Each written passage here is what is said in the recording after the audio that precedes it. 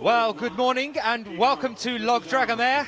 We're here out in the rain, in the middle of Slovenia, the heart of Slovenia, just a stone's throw away from Ljubljana, the capital, getting ready for the 4th IFSC Bouldering World Cup of 2013. We've been here before, we're back again. Last year we had Mina Markovic taking the gold, remember, as well. Let's see, after the form that she's been on this year, whether she's going to manage to make it back onto form again this year, take the gold home in front of her home crowd. Good morning to you. I'm Daniel Finn. I'll be with you all the way through today. We're just getting ready for our athletes to come out for the men's qualifications, starting things this morning. And I'll be with you all the way through the day. Now, unfortunately, some of you might know already, we've had a bit of a technical malfunction here, a rather major technical malfunction. And we're going to do our best to take you through the day, but unfortunately, we are limited down into one camera for today. And I'll be taking you through the start lists myself in a few moments' time. We are, of course, working on getting this fixed. We have a man flying out with this new piece of equipment for us at present.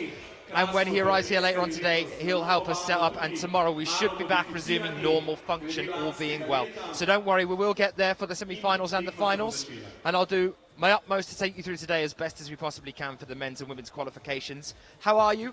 Good morning. I hope it's a little bit sunnier than it is here where you are. If you want to get in touch with us, of course, you can get onto the Twitter feed by signing in on Twitter and using the hashtag IFSCWC. Any questions you might have, any opinions, any requests as well for zooming in or getting a little bit closer to the wall when some of the climbers, of course, you want to see are on the wall, do send them in to us by using hashtag IFSCWC on Twitter. And we'll try and get you a little bit closer to the wall, but we're going to do our utmost to cover the entirety of this event as best as we possibly can.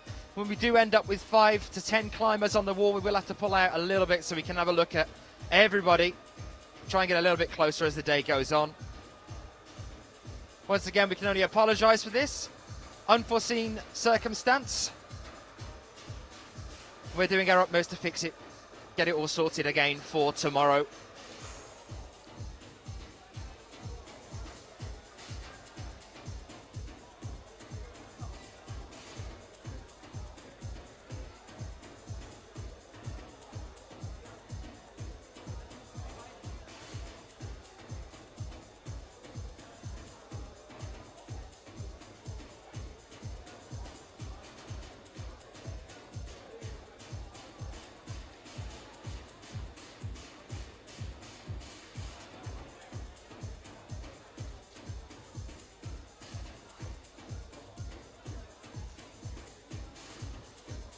Well, not long now until our first athletes come out onto the wall.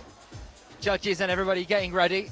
Our volunteers making sure that the wall is in a good condition for when we have our first two emerge out. The men are split into two groups. We have 65 male athletes, all competing for those 20 spots in the semi-finals tomorrow.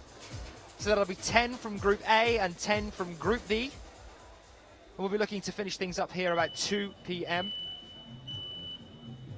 That's local time, Central European time. When we finish up about 2 p.m, we'll take a short break for a couple of hours and be back for the women's qualifications. The women's qualifications will be live from about 10 to 4. The route setters have to reset the walls. Chief route setter here, same as last year. The wonderful Jackie Goddo. There were rumours last year of his retirement. Obviously, the IFSC have done something to wheedle him back over to us again, and we've kept the man himself for another year. As we remember from last year as well, Jackie is a fan of twinning the routes. If there are two groups, trying to make them as close as he possibly can for both of those groups. And he's done the same thing here again as well. MB1 and MA1 are completely identical, and from there, as we move along, they change and switch a little bit. But there is a more or less identical problem for both of them.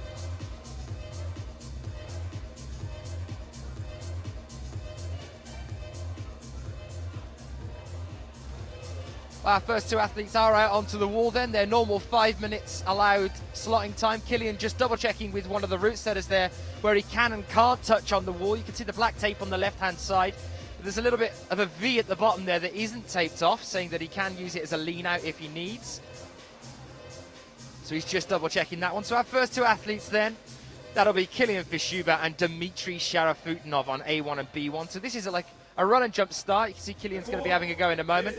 Then it turns into a sort of balance problem later on, mainly based around the feet.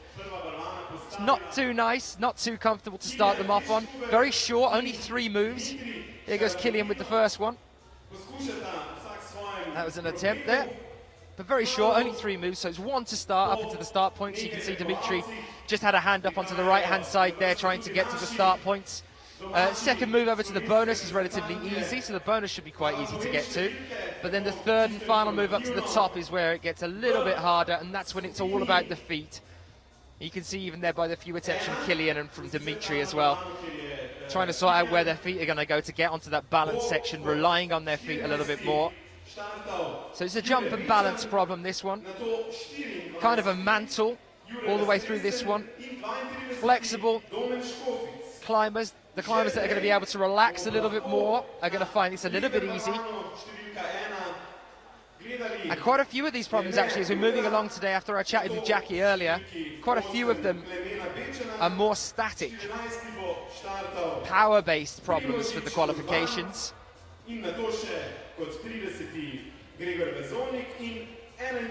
Just a quick shout out then to say hello to a few people that are joining us already on the Twitter feed. Ashley Scott saying good morning. Good morning, Ashley. Off to work, going to be sat in front of a computer, but is here to support Team GB. And also Lucas watching in Log Dragomer. So good luck to everybody today. You can see Kilian has made that first starting position. He's now branching out to the left-hand side to get his hand on the bonus. That's an easier section of it there. You can see the balance coming in here as he goes up for the top. This is the harder move here now. He's got one hand. The crowd starting to applaud. Hang on a minute. There it is. At top for Kilian Fischuba. After a fantastic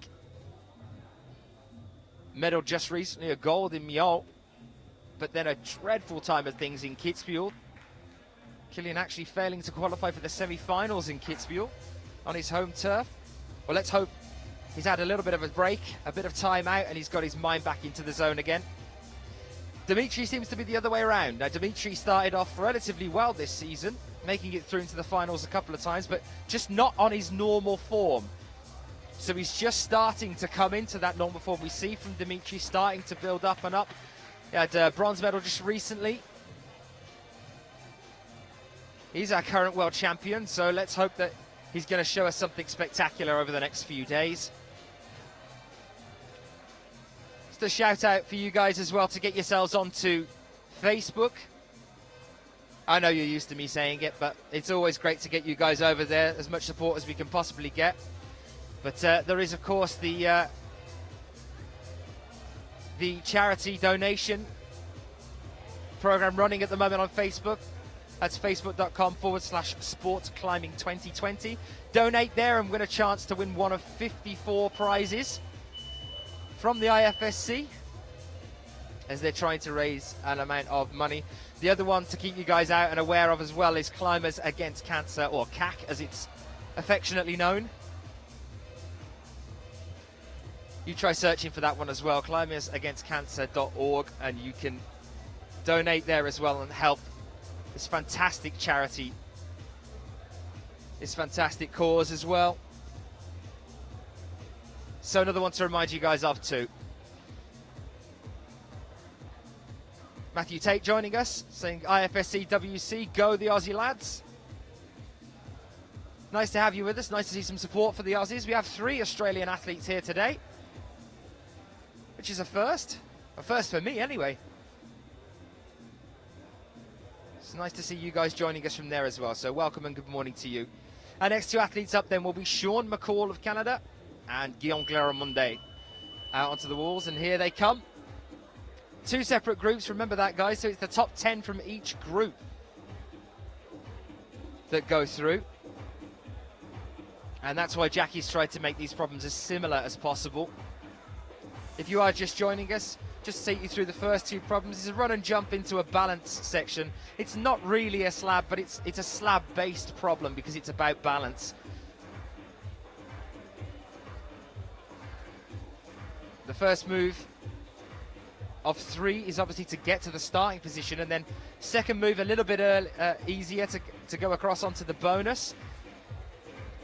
And then the top is the hard move there. The final move up to the top, we saw Killian making a couple of attempts to start here, and Dimitri. Tricky start, the run and jump. Sean's looking like he might try a little bit more of a static start to this one.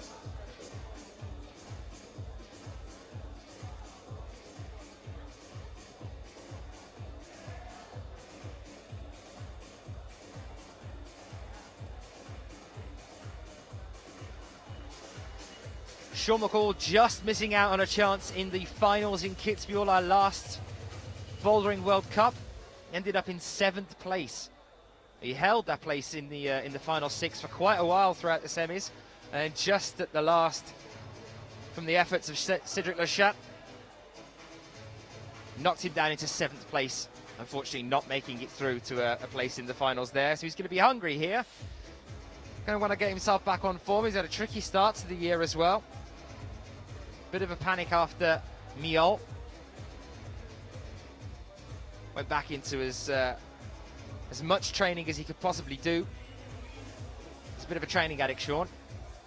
Try and get himself back up onto form for Kitzbühel. He was obviously definitely pushing back into that form around Kitzbühel, but unfortunately just missing out on that spot in the finals. Guillaume, on the other hand, Guillaume has been in fine form just recently. 2 silver medals over the past 2 World Cups, one in Kitzbühel and one in Miol.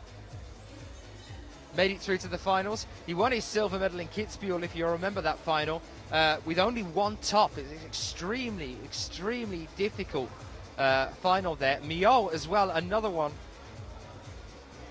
Manu Hassler set some incredible problems all the way through Miol. The qualifications are exceptionally difficult. Semi-finals are tough as well, and the finals were very, very hard. Jackie is another well-known veteran of the setting trade, and he gave us a fantastic competition here last year, so here's hoping he's going to do the same again this year. It wouldn't be like Jackie to let us down.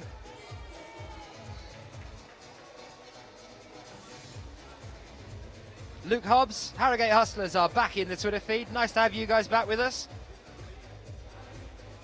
Same supporting Team GB all the way whilst doing a bit of revision. And Campbell Harrison as well. Woo, go Aussies. So these guys have about 1 minute 40 left on the clock. And they're both just about... Sean, yep, there is a top for Sean McCall. And Guillaume now, one hand up, left hand steady. And there is a top as well for Guillaume. So this is what we're expecting to see at the start of the day. We'll try and cover as much of this for you as possible. Of course, that's going to be a bit difficult when we get up into 10 climbers on the wall at once with the 2 groups of 5 different problems. And when that happens, we'll have to pan back a little bit. And then it's going to come down to you guys. I'm relying on you guys today. Let us know who is joining us.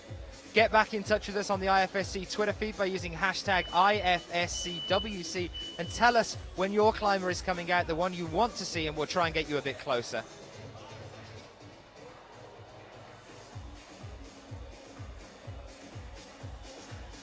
So 45 seconds left on the clock before we welcome our next 2 climbers out. And we'll be back with Killian and Dimitri onto B2 and A2. Just next to that as well. So as you can see, we've come out a little bit.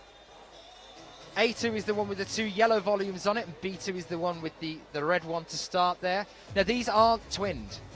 They are, but with other problems later on. So A2 is very similar to B3. And B2 is very similar to A4. So Jackie has tried to put 2 more or less identical routes, or very, very similar problems anyway, at the least, onto these walls for us, but they're not right next to each other from now. B1 and A1 and B5 and A5 are the only 2 that look identical when you're looking at the 2 of them together. Killian back out then with Dimitri, and here is Rustam Galmanov and Jakob Schubert. Now I think here, this is where the story is going to be for this competition.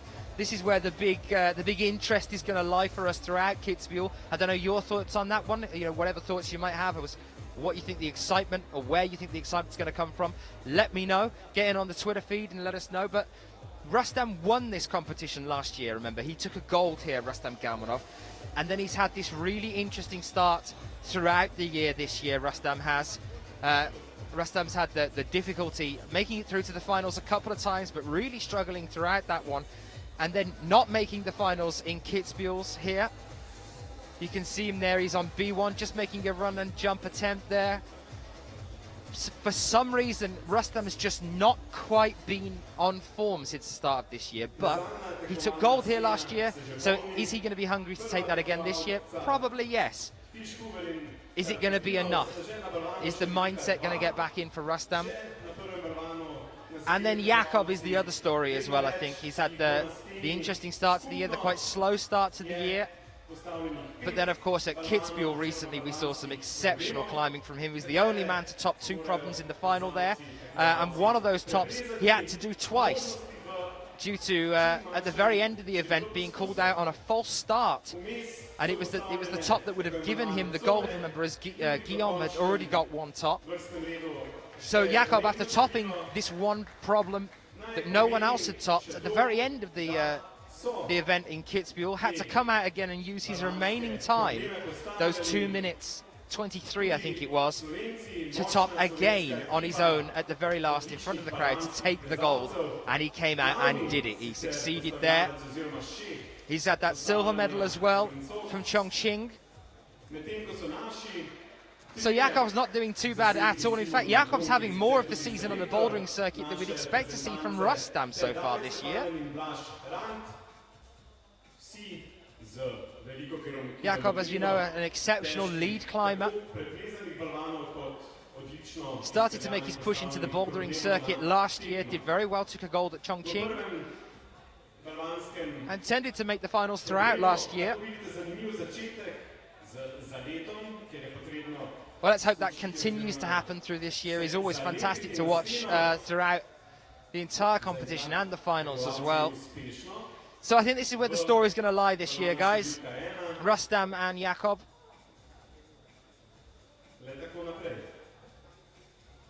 You can see there Rustam taking a different tactic, reading the beta in a bit of a different way to what we've seen some of the other athletes use.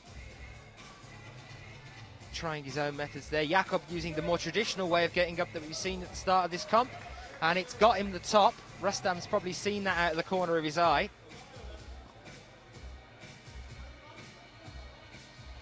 You can see some of the people coming through in the feed as well. Lucas agreeing with what we've been talking about at the start of this one here. Lucas saying Rustam has been really off his game. Let's hope that he gets it together here. Absolutely. You can see how tiny the crimps are here as well. You know, making it to that start hold. The move to the bonus isn't too bad, you see, because you've got quite a lot of leverage on that left foot. But when you start to stand here, this is where it gets tentative. You can see how static Rustam's being here. This is the more slab-like section. It's brought him off again here. All we can do is hope. All we can do is hope that Rustam is going to get back on his form here.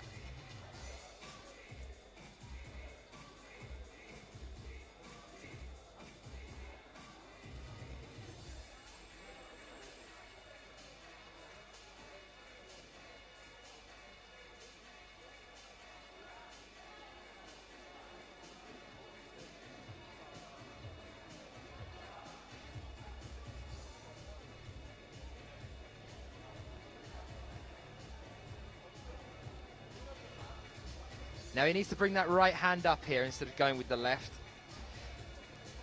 Just seems to not quite trust his feet enough here. Now we've seen the Russians struggling with slabs all the way through the season. So far we've had quite a few slab problems actually. And it seems that Jackie's spotted this. This is very unfortunate that we're seeing this again already. No top for Rustam Galmanov. What is going on with the Galmanator? What are your thoughts, guys? Do you think it's a mental thing? Do you think he's just not on form physically at the moment? Do we dread to say that Galmanov might have peaked for a moment here?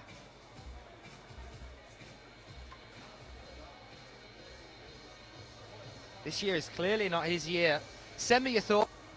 Let me know what you guys are thinking. And you can do that by using the hashtag on Twitter. 2 new athletes out then. This will be Jorg Verheulen and Jan Hoyer next to him. Jorg of the Netherlands, you can see in the blue, the second in from the right, and Jan Hoyer on the far right in the green. You'll have to bear with me as we move through the day, guys. I'll do my utmost to make sure I know who all the climbers are as they're coming out. I know most of these guys anyway, but when we get down to the bottom of the list through qualifications, there are a few new athletes that I'm not used to seeing. I'm working on bib numbers as best as I can, but unfortunately we don't have start lists, we don't have graphics, so I'll try and make sure to let you know exactly who's on the wall at all times. There's Sean McCall making a very quick start on MA2, and Guillaume on MB2 as well. One more hand up and Sean's got this one. Very nicely done indeed. Now that's more of a problem that Sean likes. He's a lead climber, remember, as well. Although it looks bouldery, the moves aren't too bouldery. They're compression-based problems, body tension all the way up. There is some tricky foot positions, but it is more of a balance problem in the second half of the wall, but relatively big moves there. Moving in and through a little bit of compression. Sean's obviously got the power to pull that off. And as I was saying, A2 is twinned with B3, so we'll see somebody come out onto B3 in a little while, and you'll see they are relatively similar. B3 is the overhang. Here we are with Jorg and Jan. Jan Hoyer has not done too bad at all this year. Neither's Jorg, actually. Jorg took his first medal for a long time in bouldering on an IFSC. It was actually his first final since 2008 in Millau, and he took bronze there. And Jan Hoyer as well, not too bad at all as he started to make his way through the start of this season. He's definitely pushing up into the higher part of the semi-finals, so we'd expect to see him come through. He's currently world ranked 11th. He's 14th on the World Cup rankings so far for this year, Jan. He's on the right-hand side at the moment in the green. He took a 13th place in Chongqing and a 9th in Kitzbühel, so he's getting better as we move through the year. And the last medal for him was in Vail last year. He took bronze there. So both these two athletes, Jorg on the left and Jan on the right, these guys have both had bronze medals within the last year. So there's always a chance of seeing these guys in the final.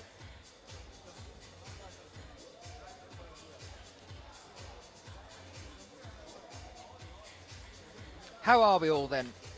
Hopefully you've enjoyed the break in between Kitzbühel and Log Dragomer, and you're pumped and ready to go through into the semis and the finals here. Always have a great comp at Log Drag. Big crowd, big crowd gather here in the final section, and they're loud as well. They're very much up for it.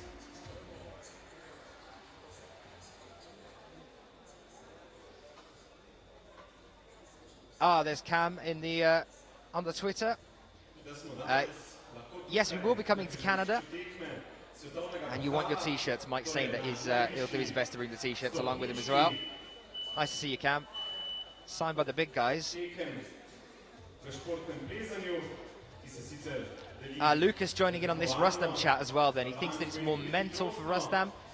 He says, I've seen him crush hard problems this season, and other times he's just not on it. Yeah, absolutely. I would agree with that, definitely. He's definitely sorted some hard problems because he's made it through to the finals twice so far this year. But then there just seems to be something going on with him at the moment. You know, we're used to seeing Rustam come out and show most of the other athletes up. He's the kind of guy that would normally come out, Rustam Gelmanov, and just walk up a wall and manage to top out extremely easily and make it look so simple as well. No exertion there for him at all. Jorg and Jan could find this a little bit more tricky. This jumping over, you can see Jan trying there to go for a bit of a quicker finish. No top then for Jorg or Jan on the first problem. You can see them trying to make that quick jump for the end, but you see the thing is with A1 and B1, as it is that slab section after that first little mantle, they're going to have to be much more static as they get towards the top. Two new athletes out then. Sakuru Hori, you can see on the far right hand side, and Cedric Le Chat. He's the next one in. You can see Cedric in the red. Made it through to the finals recently in Kitzbühel. Didn't do too well there though at all. He came 5th overall. Really had a tough time of it in the finals. And Sakuru Hori as well on the far end. Here we are on B3 and A3 for you at the moment. There's Killian. Wearing a different colour for Austria at the moment. Used to seeing him in purple. And next to him, Dmitry Sharafutinov. So MA3, which you can see Dmitry Sharafutinov on at the moment, who is second in from the left on your screen. A3 is twinned with B4. So it's a similar problem to B4. You can't quite see it at the moment. And B3 as well is twinned with A2. So B3, which is the one that Killian's on at the moment, you can just see him coming around the roof here and starting to move up into the higher section. That is a similar type problem to A2, which you can see Jakob Schubert on. So a compression start. You see Jakob's just topped that one there, and there's Killian topping it at roughly the same time. Those are similar problems. Jaki does his utmost to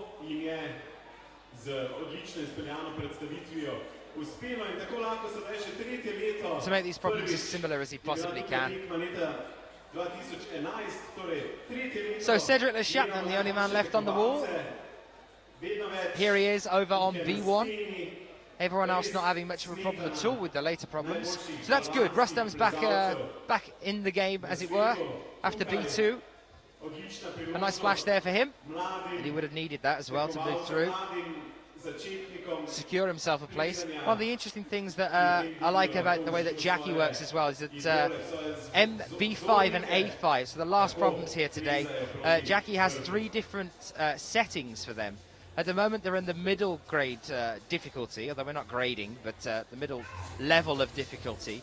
Now, based on how everyone gets on from M1 to M3, so the first 3 bouldering problems, Jackie has an option of making the 5th problem harder or easier as he feels fit with the route setting team. So we might in a moment see Jackie run up onto the wall and reset problems 5, depending on how he thinks everyone else is getting on. If they see a lot of flashes on the earlier stage, he'll make problem 5 harder. If you see not many on the first few stages, then he'll make them a little bit easier. Which I think is interesting. It's kind of like setting as the competition, well it is, it's setting as the competition progresses. What are your thoughts on that one? Obviously he won't do that once somebody started climbing that one, because that would void everybody else's attempts. But so before we get to problem 5, Jackie will get up there and possibly tweak that one before everybody gets there. I think that's quite a clever way of setting, just to ensure, or try at least to ensure that he gets a nice spread of results through the qualifications. It's an interesting tactic. Your thoughts on that one? Send them in to us on Twitter. Hashtag IFSCWC. 1 minute left on the clock then. Welcome if you are joining us. We are here live in Kitzbühel. I've gone back in time. Log Dragomer.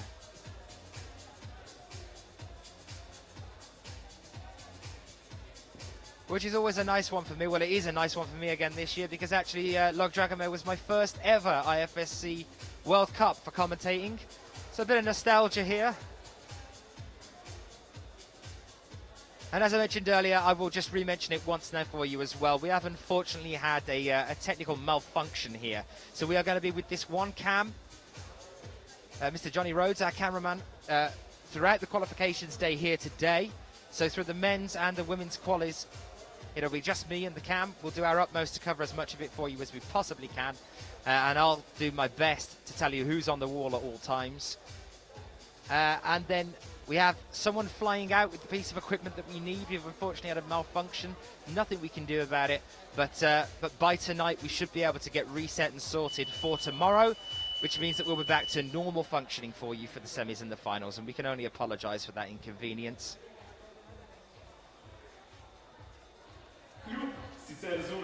Two new athletes out now then.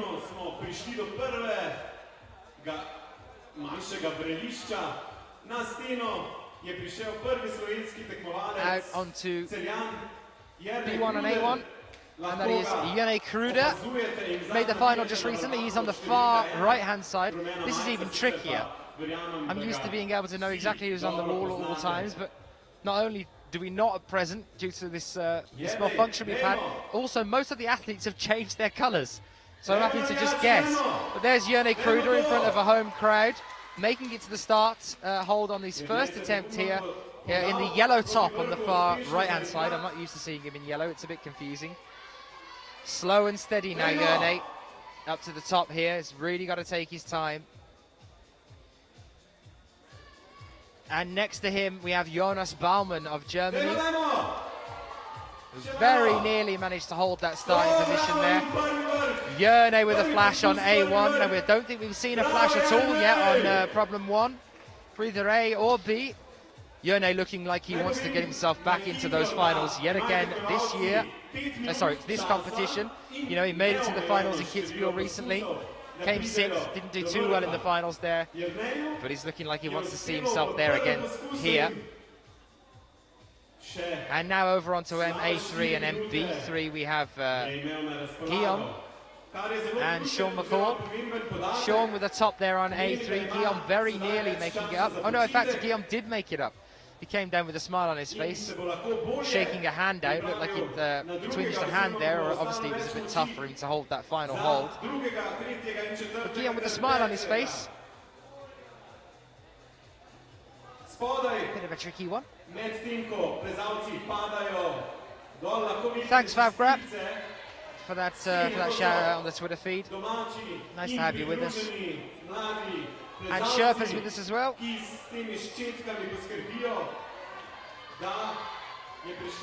Sending in his good luck wishes. Jonas Baumann. Looking good here, but he's got a frown on his face. Oh no, Jone looks like he's going again here.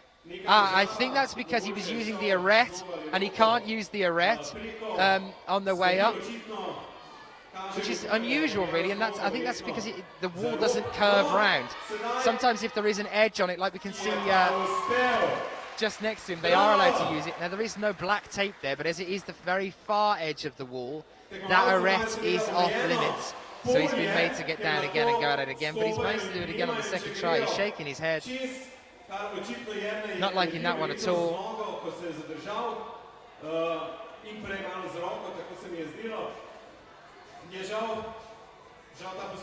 You can see there. Not looking too happy at all, Jone. He does give us a smile and a wave as he moves off. The thing is, he did flash it, but he flashed it in such a way that he was using that edge to secure his balance. And this entire upper section of the first problem is balance orientated. So that would have been a massive help for him in getting that flash. So I can understand why they brought him down and told him to go again at it. It's unfortunate. We don't have a flash yet on our first problem. But he managed it on the second attempt. Jone still looking very good here.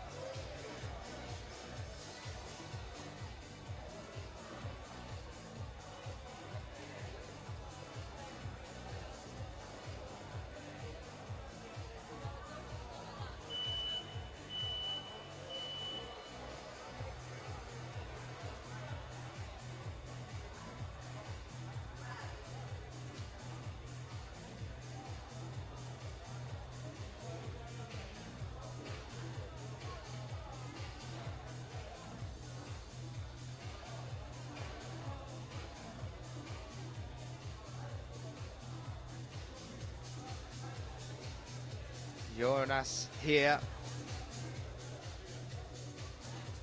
This is the point. This is the tentative point here now. He's got to go up with the right, but slow here. Bit too fast there. He's tried to push it a little bit too much. He's got 20 seconds here. He's got just enough time for one more, but he's going to have to be really quick, and that's a problem on this one because that ending has to be static. It looks like he's not going to be making it. 10 seconds, unfortunately. Jonas taking a slip, no top for him there then, and Dimitri and the gang come back to start filling up the wall again. And our next athletes are out.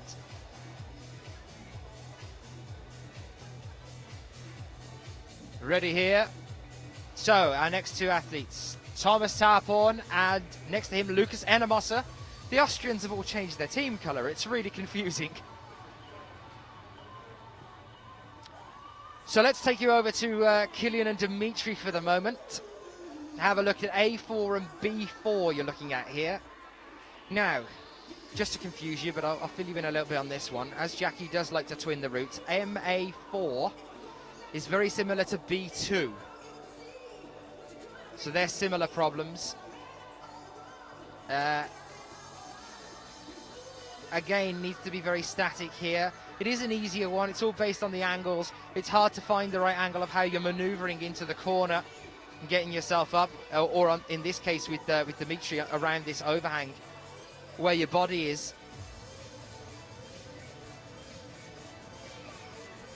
But this whole section here with Dimitri needs to be pretty static, especially towards the top. The top isn't great, so you can't make too quick a move up for the top section there.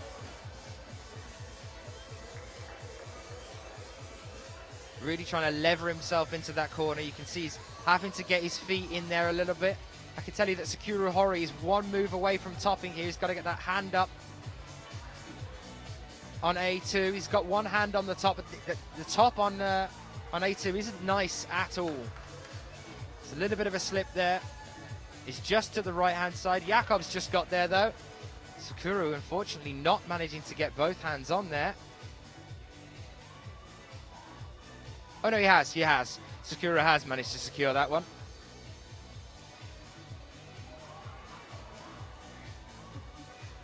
Killian wanted to brush the wall a little bit here.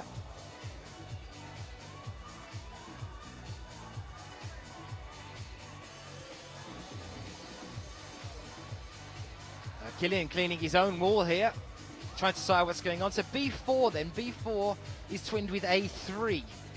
A similar one to that. We'll go over to that in a few moments' time. For now, let's just talk through where Killian is. So Killian's over on B4, just moving out the way. As that was quite a big swing out there from Dimitri just next to him. It was quite a quick finish as well to the top, but he managed it. Nicely done there. So Killian, not too technical on this one.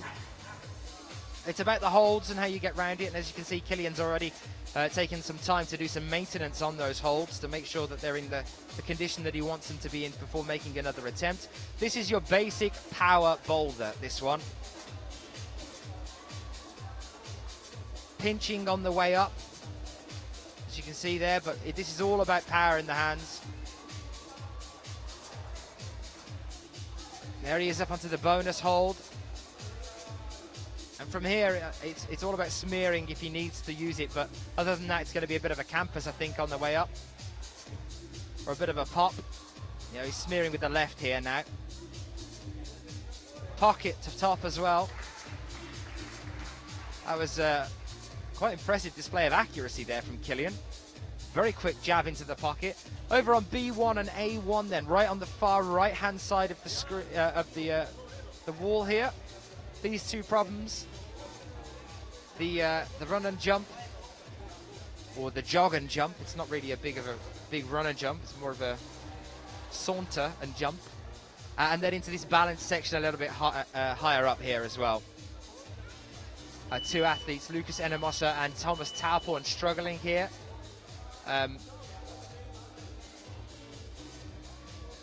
With that final section, getting their way up.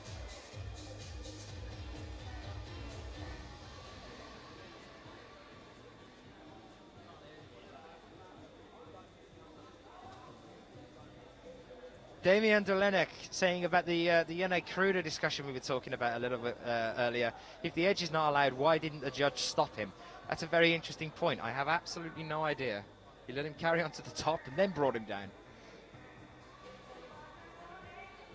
It's unfortunate. We saw it happen in Kitzbühel though. Remember, Jakob wasn't stopped.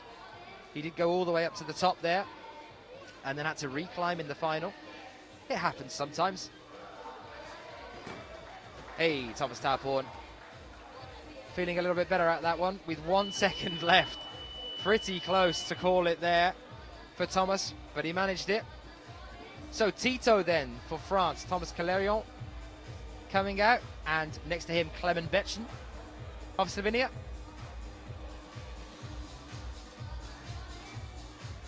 And they're out on A1 and B1. Clemens on the far right. The next one in after that, that's Tito in the blue. The next one in, you can just say Jerne Kruder, who's just pointing in at the wall there. And next to him, Jonas Baumann. For now, let's go over to Guillaume Clermont-Montet, who's over on B4 of France. And next to him, Sean McCall. There you are. Those guys over on B4 and A4 here. Guillaume on this power problem with the pinches all the way up.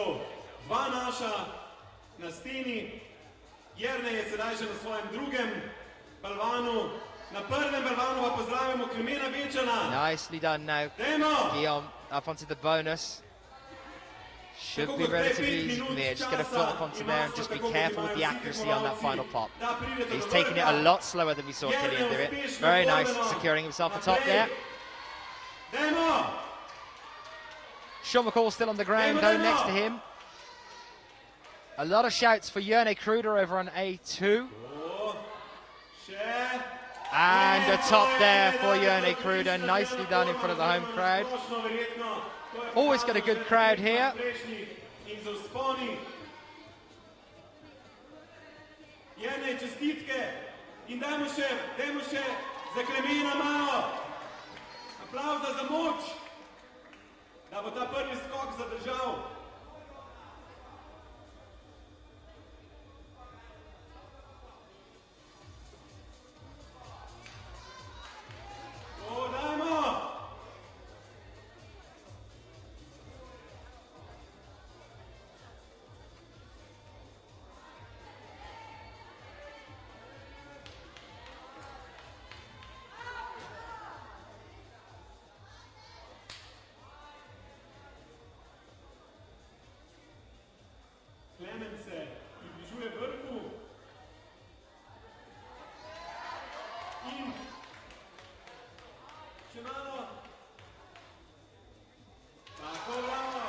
So Clement Betchen then atop then over on A1.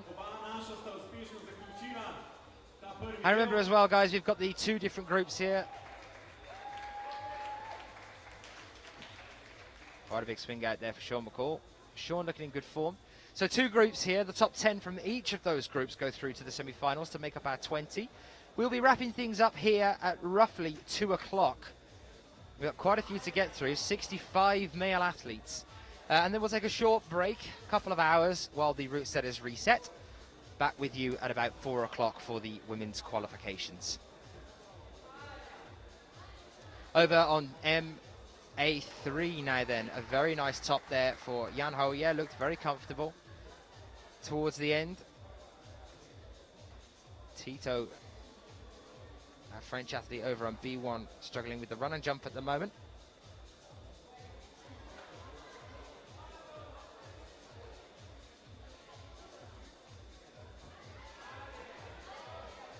This is interesting because he didn't actually have both hands on the start hold there, Tito. He only put one hand on the start and went straight to the bonus with the other. But he hasn't been pulled down for it.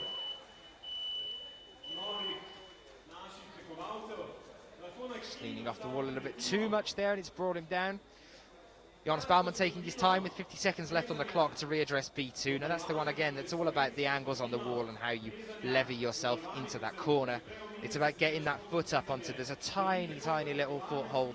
If you can see a little bit closer, there you are. On where the relatively large hold is, a bit lower down on the wall, where the relatively large hold is, the slope of, there you are, the one that he's just put a hand onto the left, just next to that there, where his head is, just to the right of his head is a tiny yellow hold. And that's, he's got to get his foot on that one before he can progress up to the top properly. And a crossover here with the bonus hold, two hands on there you are, look. And then he's got to get the foot onto that little foothold there and figure out how he's going to move up to the top. But it's all about levying yourself into the corner before going up here.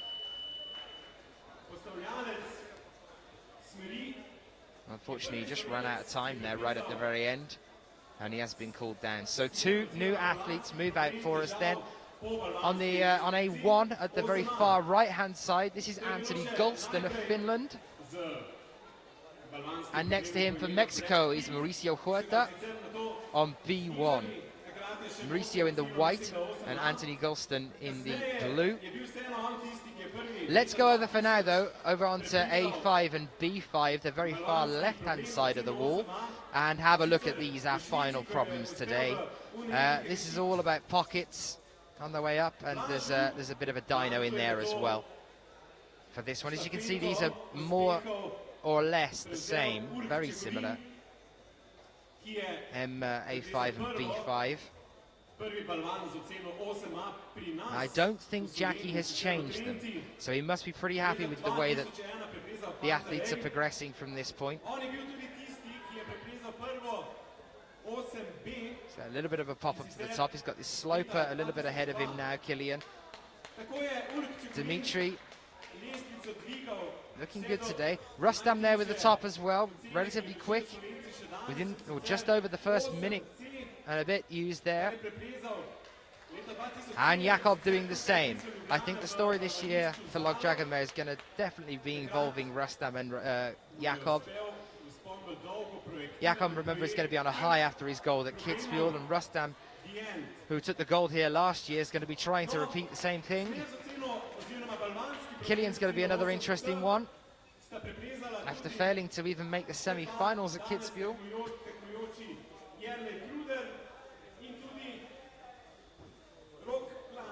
Sakuru Hori here on MA3, moving around these big volume sections. This has got a knee bar on it to get a bit more support as you move up towards the top. He hasn't used that one just yet. Any questions you might have, guys, do send them in to us. I'm on the Twitter.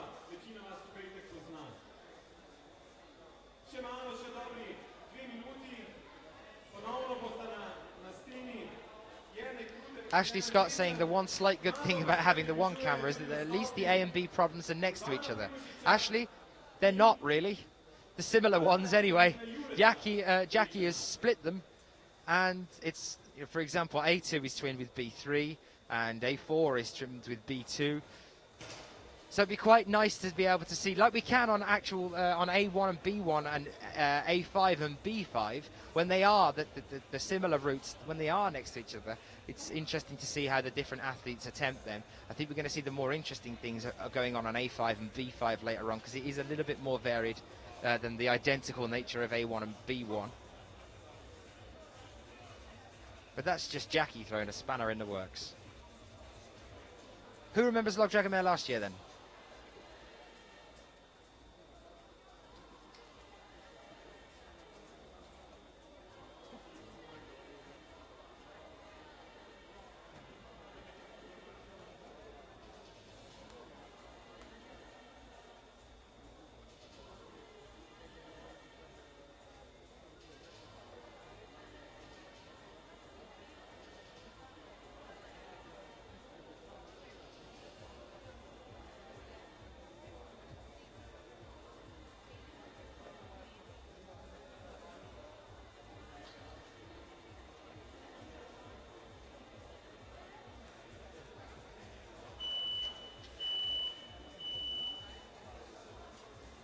So Mauricio Huerta there just making another attempt and struggling. Here we are with Sakuru Hori on MA3, moving up on the volumes. This is just another basic power boulder. Knee bar on the way up towards the top. There's a pinch there, you can see a little bit higher up as well. It's the two yellow holds on the darker grey volume towards the top. But this is pure power all the way up, not too technical, all about how you're using your hands. Sakura is using an interesting way of getting up there, leaning out towards the left-hand side for a moment, but it's got him there.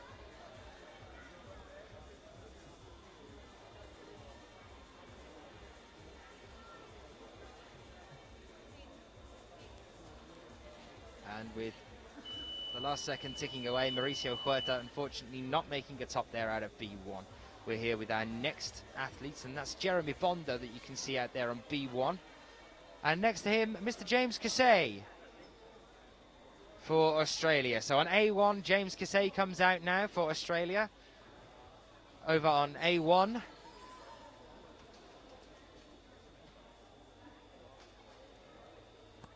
I know a lot of you are joining us to see James. Here he is at the start of the day with in the green, next to Jeremy Bonder on B1 as well.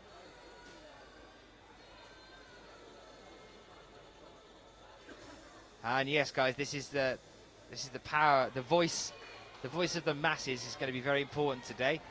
If you want to see your climbers, get into us.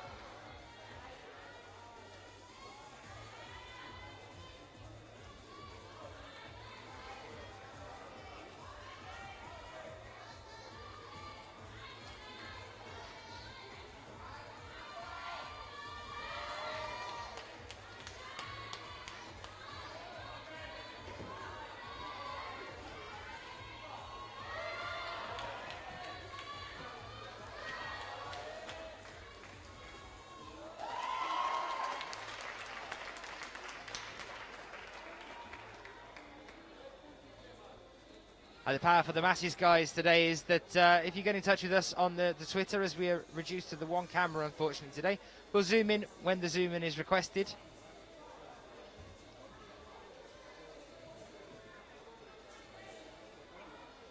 Here's James then. This is the tricky point now from here. He's going to have to be slow and steady, keep those hips in on the wall, try not to lean out. Very nicely done, James. Very nicely done. Slow and steady wins the race. Jeremy Bonder next to him then for France. And we've had a shout in from Julien on the Twitter saying good luck for the French bouldering team today. Right, we've seen a very nice display from Guillaume, and Guillaume is looking very good so far this year. He's just finished up on B5 with the top. Most of the crowd here are clearly here for the Slovenians, so they're shouting like mad whenever we get close to a top for the Slovenian athletes. Yone Kruder's done very well today. Clement Betchen's already topped out on his last problem. So they're looking good so far. And it'd be nice to see Jorg in another final. Jorg, you can see in the blue, he's the second in from the left there on your screen. And he's done it as well. Jorg Verhoeven with the top there.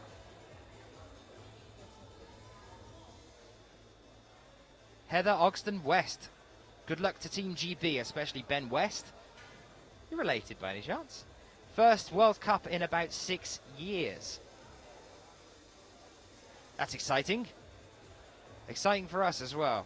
We saw Christian Feistmantel for Austria just recently. Doing very, very well throughout the qualies and the semis. And also another man to make a fantastic effort was the Australian athlete Farrell.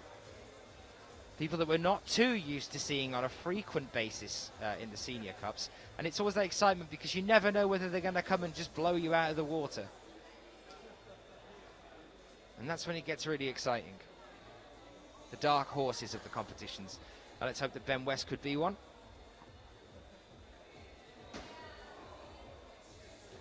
Sport Climbing Australia, nice to have you back with us as well. Frequent participator. Seeing the Aussie boys looking good in their new strip.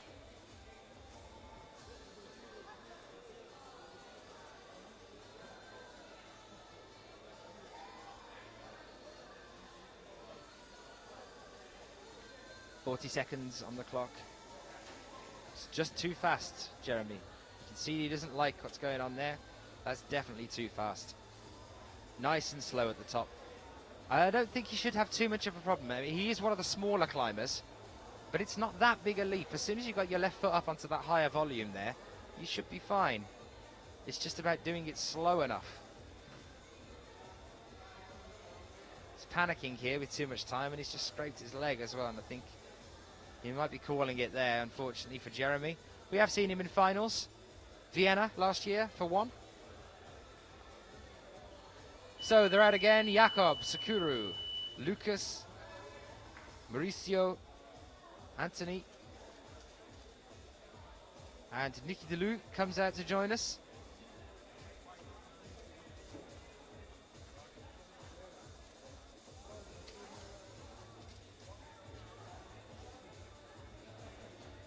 and Stefan Danker next to him as well. So Stefan Danker on A1 and Nicky Delou on V1 at the moment. Nicky Delou's in the blue top and Danker in the traditional German green.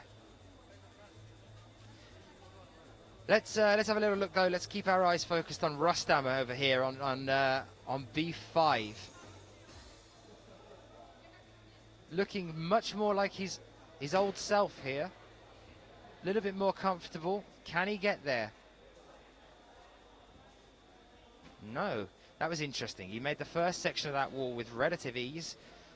Seemed to be very little struggling there at all as he got up to that penultimate move. Jakob Schubert, no problem for him though.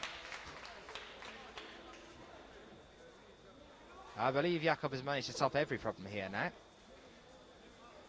He's definitely looking good so far.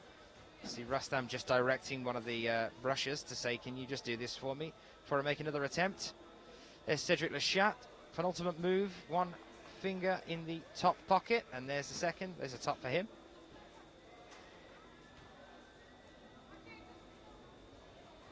That's Sakura trying to bridge there over on A4.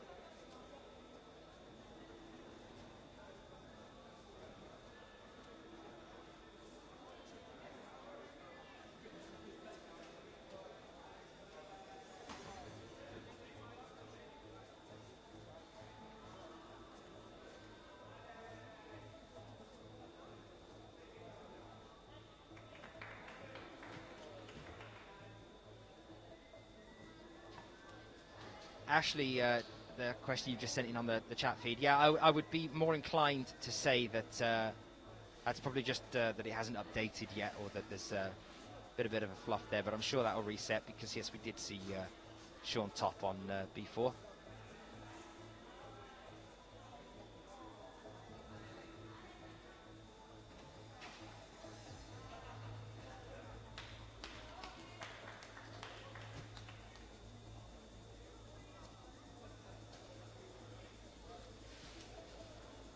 Tanner Hurst is back, using an old nickname I used to have for Sean. Sean born on the War McCall.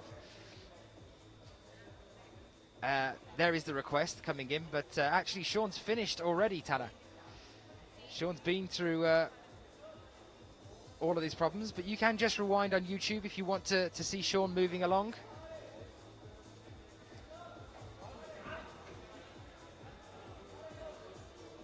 We did cover as much as possible for him as well as we moved through. Obviously, guys, tomorrow, fingers crossed, all being well, and we're pretty sure we will be back to normal functioning as well with the semi-finals and the finals.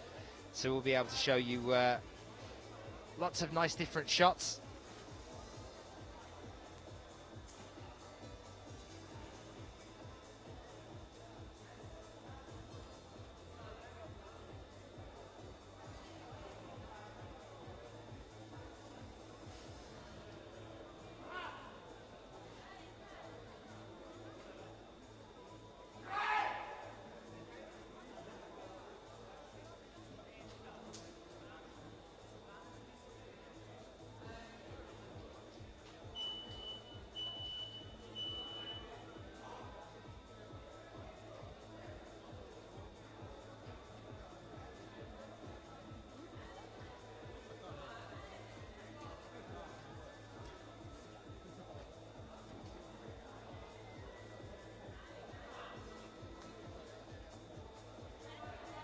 So, 35 seconds roughly left on the clock. These athletes here are the only 4 left on the wall now. Our others have finished. Here's Lucas, one move away. I'm not jinxing you, Lucas, I promise. Unfortunately, Lucas is down again. It's looking like he's going to call it on that one as well with 20 seconds left. Maybe took him a little bit too long to get up towards the top there. Anthony Gulston down as well. Nicky Delou, though. Slow and steady, Nicky. Nice. No, not quite.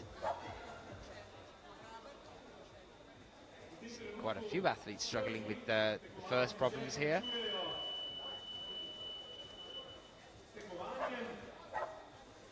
Well, James is back out again. He's over on A2 at the moment. And next to him we have Andrzej, so who's joining us from Poland. Hopefully we've got some of you guys joining us again. Andrzej Mersudziński Victor, out now on B1. And just next to him, Benjamin Blazer for Switzerland. Benjamin Blazer in the red just next to him. We'll show you that in a few moments' time. There's James, though, the Australian athlete on A2. A2, this compression and body tension move. We should see some crushing that one from Tom Farrell, one of the other Australians, later on. And let's see how James gets on with it now. We saw over in Kitzbühel how much Tom Farrell likes the compression. They call him the Butcher.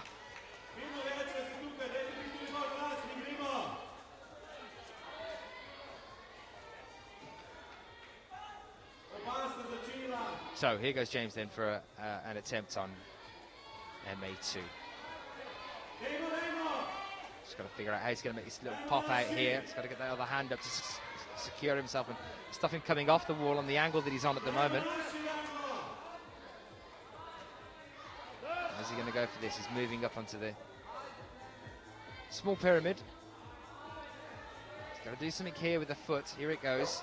And then push up onto the left. And the bonus hold is right on the other side of that bulge. So he's going to have a big ape here to get to that one. Side some footwork maybe.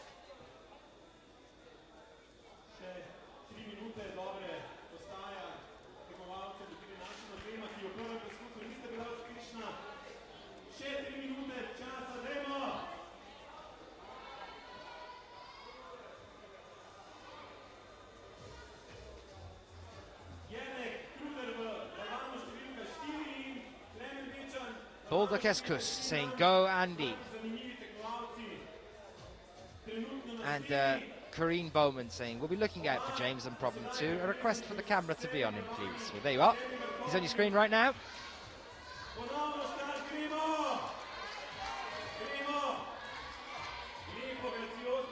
Anyone else that's watching us from around the world and you've got your requests to send in?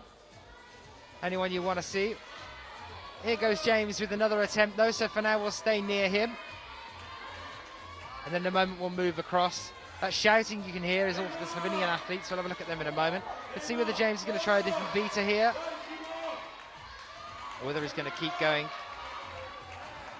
the way he did a few moments ago. Now he is trying something different here.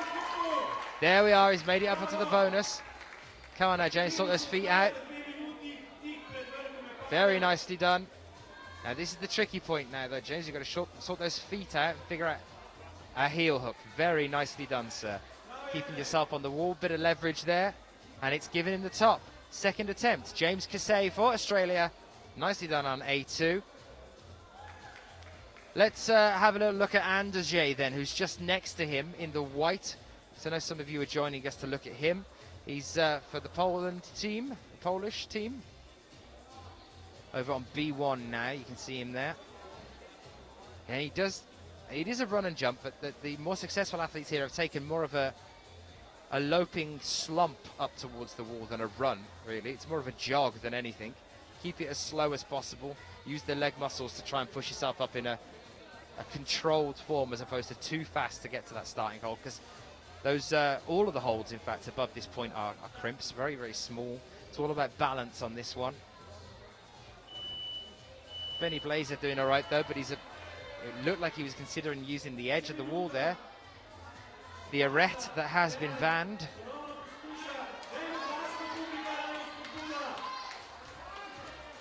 Now here we are, he's stuck this one. Left foot up here. Right hand up and over now. Nice and slow and steady. Right hand up and over. Bit too fast on the way up. That's got to be really controlled, and he's using a bit too much of a pop there on that one. He's got 25 seconds roughly left here. Benny Blazer up to the start points. He's definitely worked out the start now, and so has Andrzej.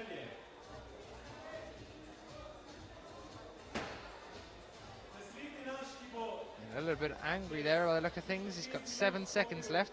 Andrzej, if you can do this in a nice controlled way, you could possibly get there. Nope, unfortunately no top there for the Polish athlete. And we welcome some new athletes out now onto the wall. I'm loving that Andrzej's got his hat with him as well. Like Indiana Jones, just keeps putting it on in between problems. Ola Love saying, sending good luck to Andy. Let the balance be with you. Is that like the climber's force?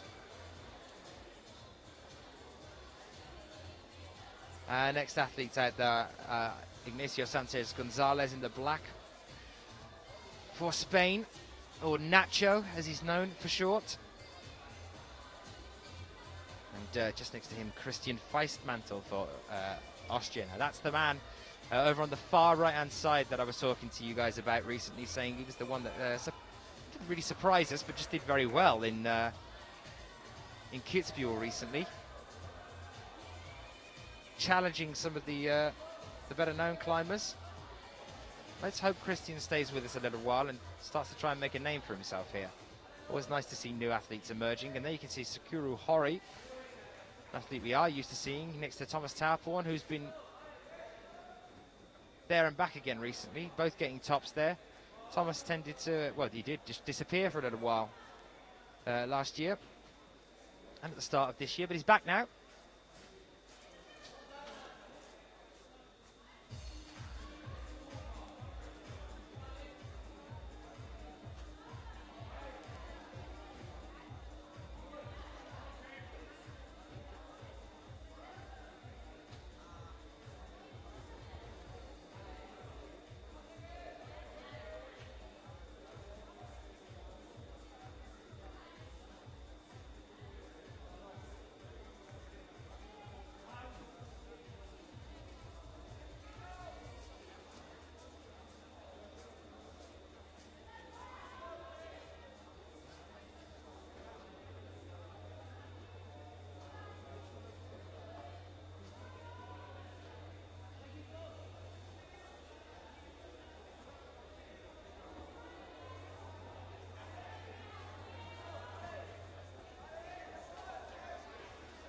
Christian here, over on the far end, you can see him in the bright orange trousers. Tried to move it with one finger there. It's a little bit optimistic. 2 minutes 20, plenty of time here though. Lucas Enamosa back down on the ground as well, as is our Finnish athlete Anthony Gulston on MA3. Making another attempt there is Nicky Deleu for the Netherlands. And just walking past me now, Dmitry Sharafutnov, backpack on, going out to relax a little bit now that his hard work is done for the day. And quite a nice qualifications for these athletes so far. Nice and quick along the wall. It's going quick anyway.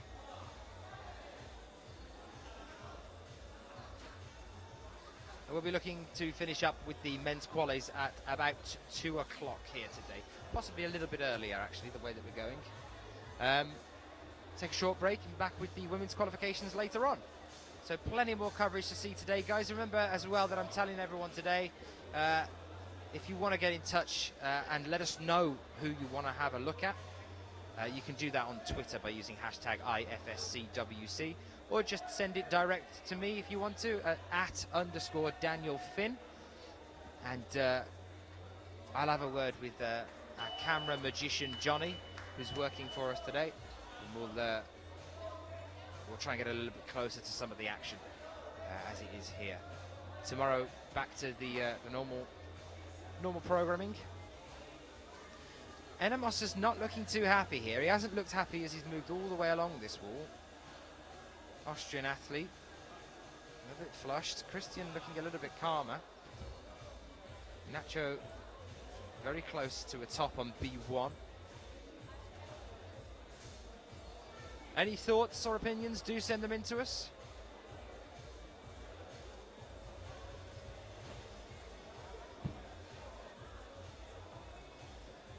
Question for now then for you guys in the Twitter. Who has been your favourite route setter so far this year? Quite a few chief route setters. Percy Bishton, we've had Manu Hassler. Now we've got Jackie Godot. We've had Thomas as well. Quite a few coming in.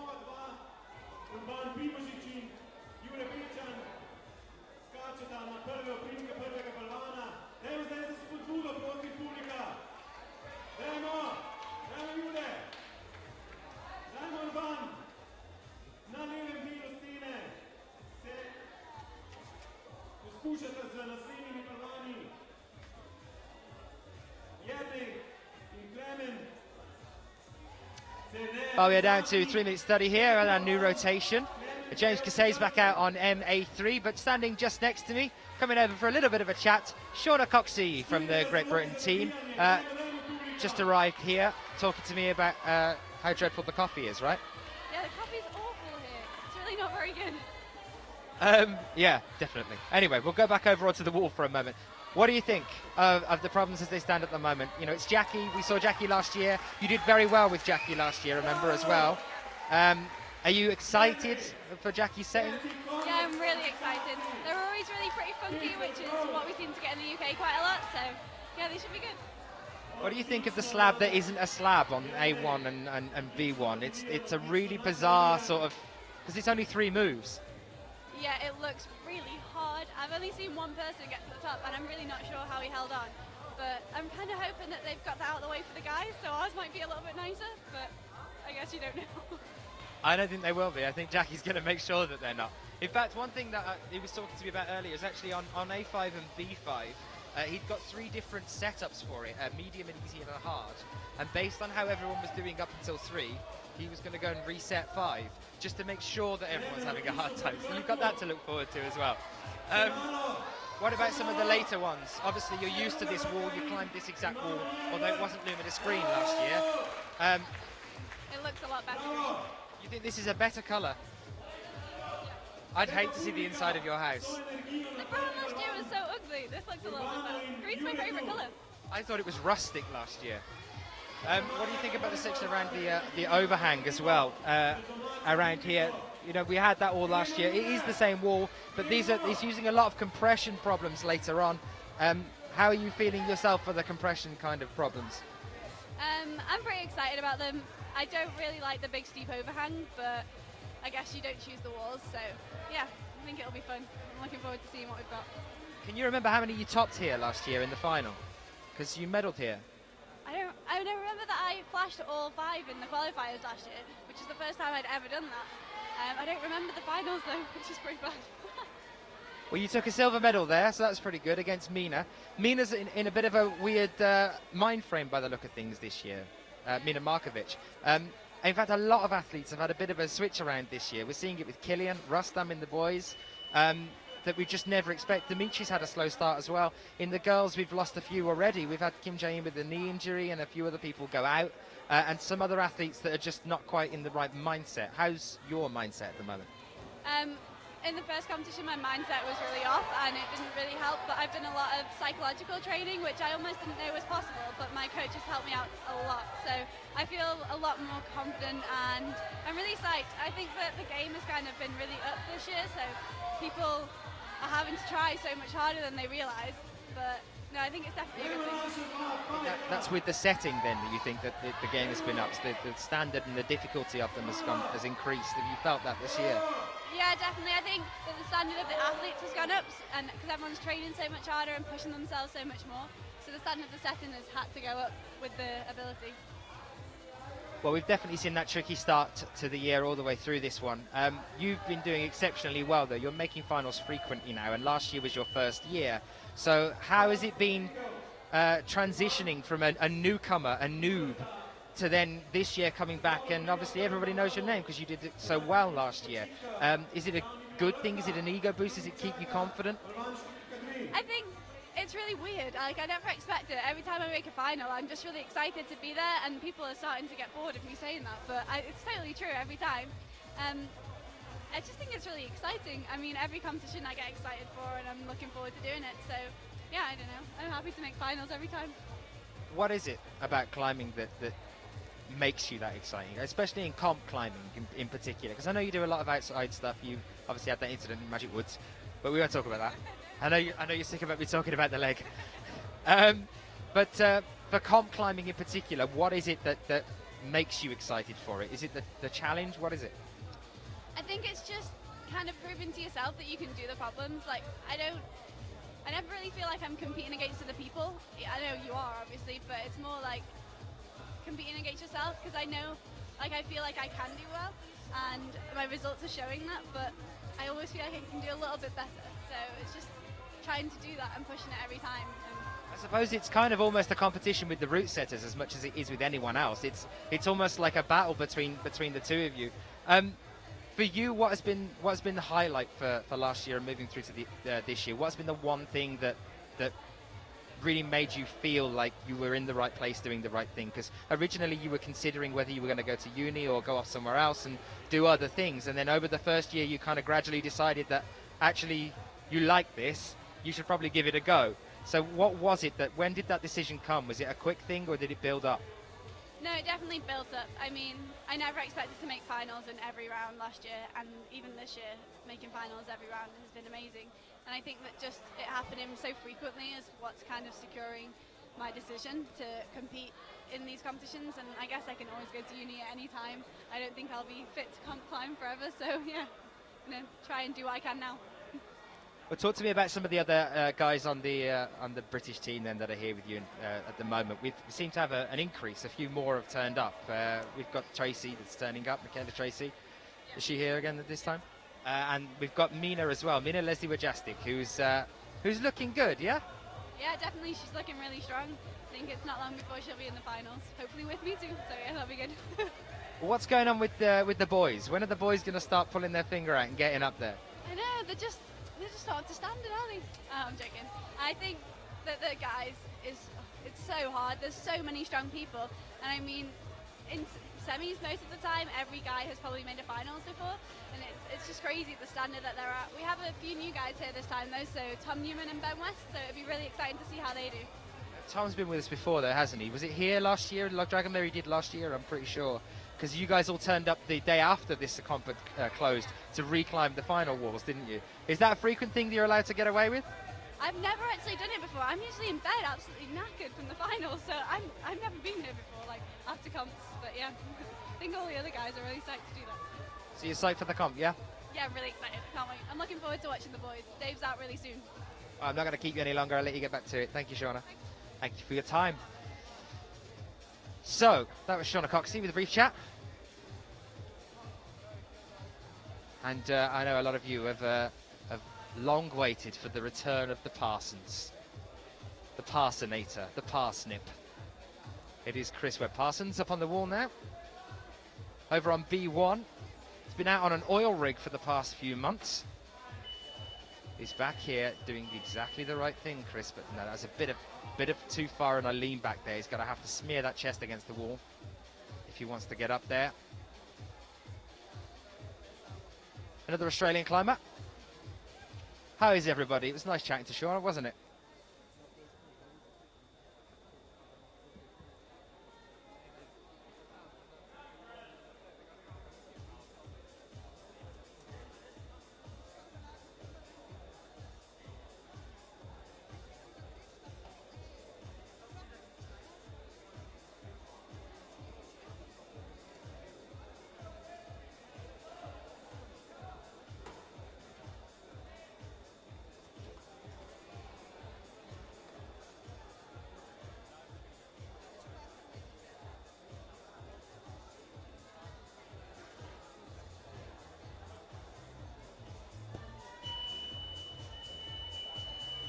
Chris Webb-Parsons is back. Go Webby from Sports Climbing Australia.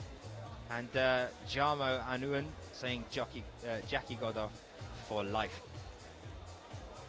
If you guys don't know about Godot, Jackie is our chief route setter here. He was the chief last year as well. And he gave us a very exciting event, a very exciting final as well. He's a veteran of route setting, exceptional man as well. I'll try and have a chat with him a little bit later. He's the most animated man I've ever met, I think. Very bizarre character, full of life. But I'll try and have a chat with him a little bit later on. It looks like we wrapped up things with Shauna just in time, because she's now moving over with the rest of the girls to watch Dave Barons as he comes out. Dave Barons is over on M1, and next to him is Ho Sin Fai for Hong Kong. He's on A1, just coming out now as well. It's great that we're seeing Ho come back time and time again this year. He seems to have gathered a bit of a taste for these competitions. He's there in the white on the very far end. That's Ho Sin Fai, and next to him David Barons as well. It's always nice when we get a new country emerge with the IFSC. It is an international sport, of course, the International Federation of Sports Climbing, and it's great when we get a new country sending athletes or athletes coming out from a new country to join the more traditional countries that come out here, like the Austrians, the Germans, the Russians. It's great that we get some people from elsewhere. We've got an Indian climber as well now, Sandeep. Well, there was the top four. James Kasey on A4. Dare I say, the Kasey is looking very good.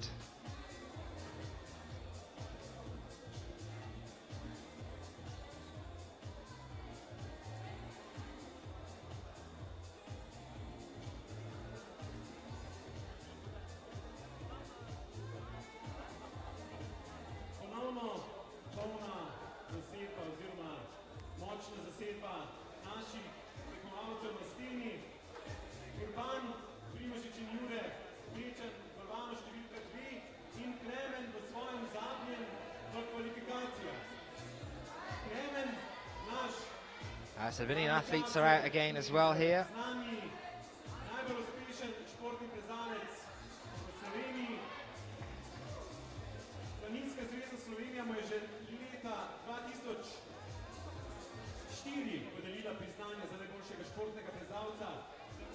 There's Jure Betchen, you can see on B2, and Urban Primozic next to him as well on A2. They're in the yellow. Urban's one of those dark horses that I like to talk about, the ones that could potentially fire through into the semis and cause some issues with some of the other athletes that are used to making it through to the finals. Urban's somebody that could punt them off that point.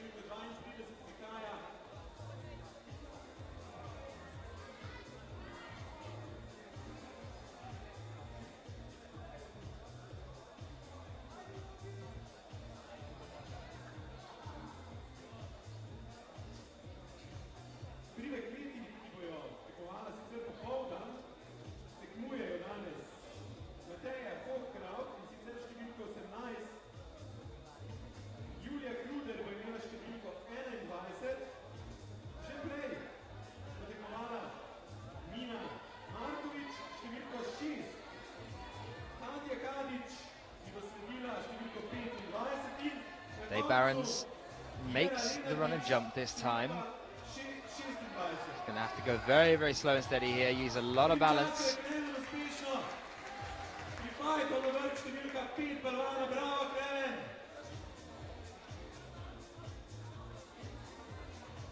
The athletes are being cooled down now. The timer has stopped, and half of them were carrying on climbing.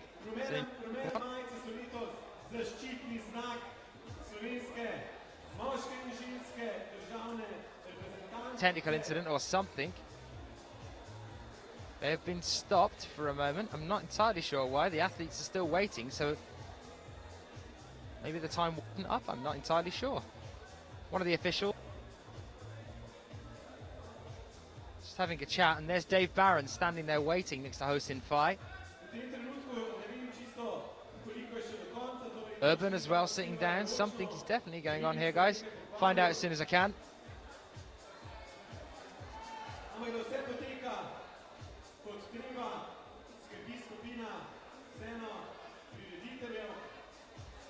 Well, guys, I'm being told that the thing that's actually happened is that the timers have had a malfunction as well. We've definitely got gremlins over here in Slovenia. It looks like they do exist.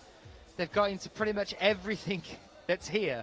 They've got into the judges' cameras, they've got into the timers, and they've got into to Horizon's broadcasting system as well, the studio. So bear with it. They're not in my face yet, so I can still talk at least. Some people that's a good thing, for some people that's not too much of a good thing.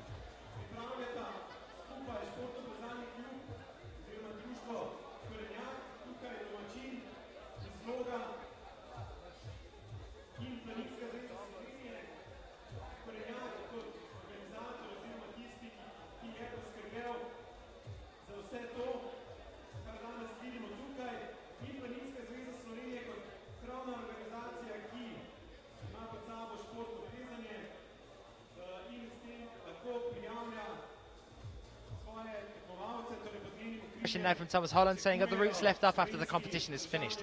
Not that I can go to Log Dragomer, but if you ever run one in the UK. No, they're not, unfortunately. Not normally, anyway. The route setters tend to come the day afterwards and start to break things down again. It's just that last year here in Slovenia, they were coming to do the de-rigging of the wall, as it were, to break the wall down again.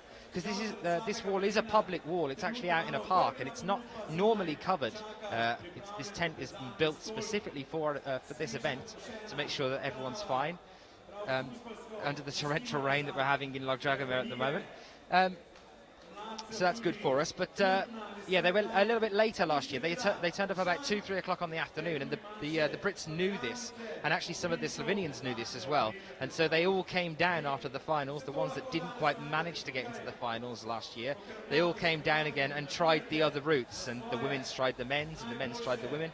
And it was quite to go, and you could see them all having a fun time of the wall. So we are still waiting, guys, unfortunately. Something is definitely going on with the clocks. Gremlins are running rampant. A few people running around trying to figure out exactly what's going on. See, Dijan, who's one of the IFSC officials here, is a judge, I think, here at the moment. And Graham Alderson, who is our technical delegate, will no doubt be running around like a maniac, trying to figure out exactly what's wrong. We'll try and get back to normal action as soon as possible. That's an issue down here at the venue, so we'll have to wait for a moment.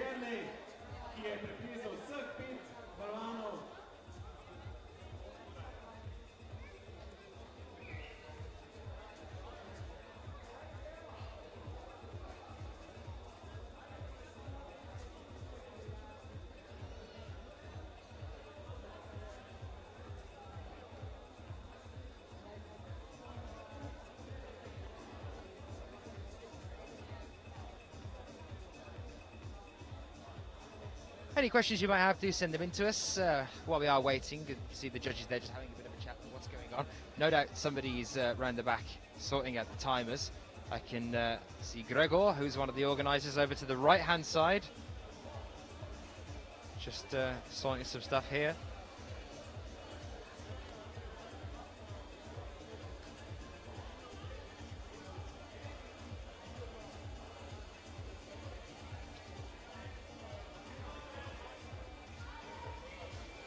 Ben Robertson saying revision on hold, watching the IFSC qualifiers instead. Nice to have you with us, Ben.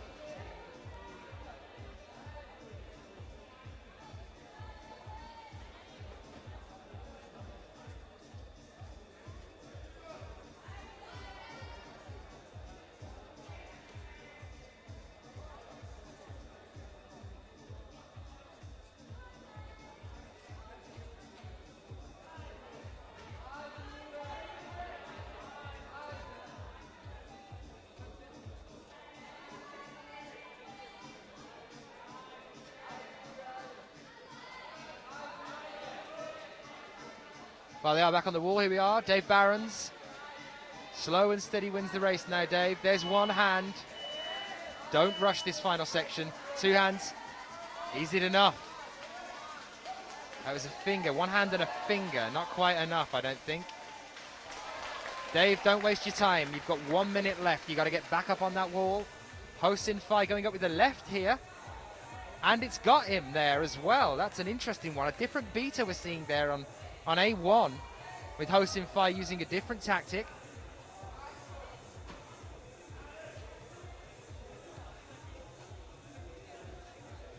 But he's managed to stop there. Dave Barron's still trying to go up with the right, which is what we've seen most people doing. But then again, we have seen most people coming off on problem 1 for both of them.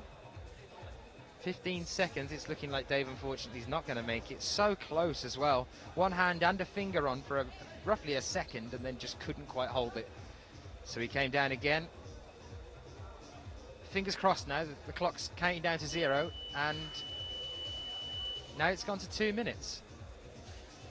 3 minutes, 4 minutes, 5. I think we might be good to go.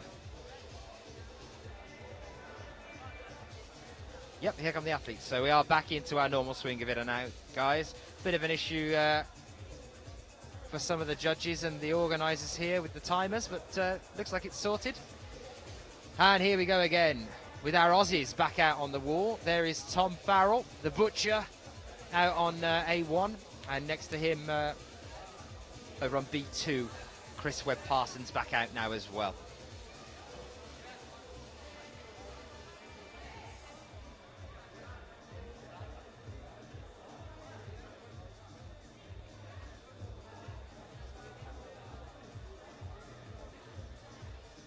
Karine, that's almost like your psychic. She sent in a message saying, if you can grab an interview with James, that would be really nice.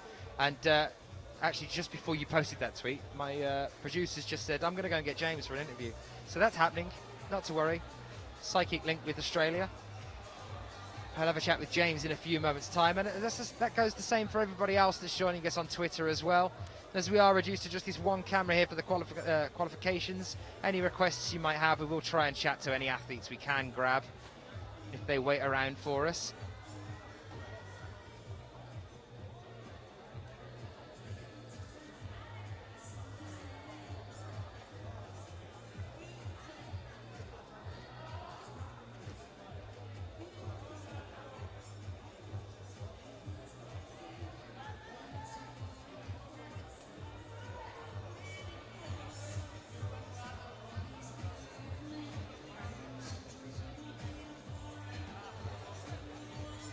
Chris had a tough time of things on the first problem. He's here with B2 now. Getting that right foot up onto that tiny foothold there.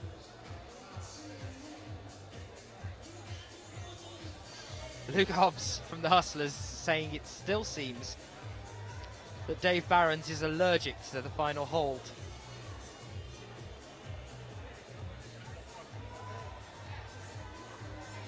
Well, let's hope that the British boys can put on a good show for us here. Stuart Watson, as we know, have made finals before.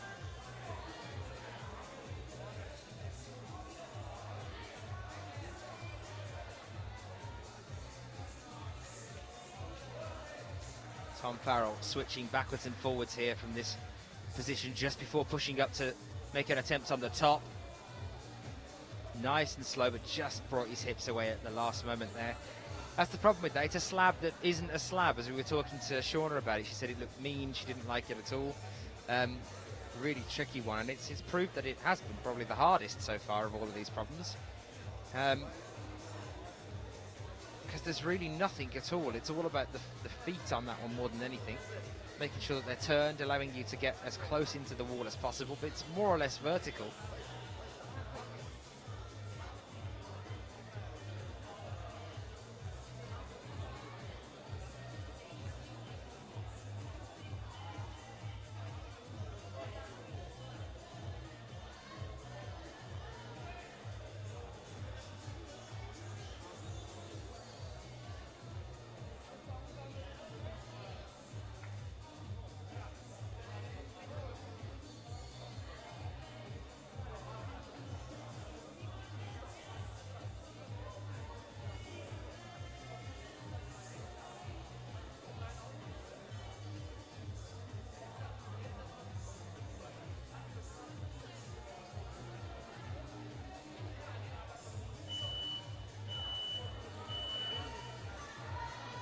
Well, we have the treat of being joined by Jakob Schubert now for a brief amount of time as well. Jakob, very, very nice display there from the very beginning. How did you find it? Yeah, it was a cool round. First boulder, as everyone can see, I think is really sketchy. It was, yeah, we're not used to such boulders. It's like really special. So, yeah, I kind of needed many tries for that one. So in the end, 5 tries. But since all the others worked out really well, I'm quite happy. So it was 5 tries on the first one and 4 flashes straight the way after that. So looking very, very good. Obviously still confident and on a buzz from the final, the last at the Kitzbühel. The gold there for you. Talk to me about Kitzbühel, because we didn't get much of a chance at the end to really have a proper discussion about it. Were you shocked? How soon did you know that you were going to have to reclimb? Well, obviously I was pretty shocked. I mean, you're not prepared for this. I thought I started right, because no one said anything to me. So I think like 5 minutes after I did it, after I did the third boulder, they came to me and told me that I have to do it again. And obviously we had a big discussion and I got quite upset. And yeah, I still hoped while climbing the fourth that they would reconsider it and that I might not climb it again. But after I did the fourth one, they told me that you definitely have to do it again. And yeah, I started to prepare myself and like tried to get mentally ready, and yeah, I'm really happy that it worked out in the end. So you knew that you were going to have to reclimb before you'd actually finished all of the problems anyway. It wasn't a matter of at the end of it you were told. It was during, as you were still moving along the wall, that you knew you had to go back and do another one.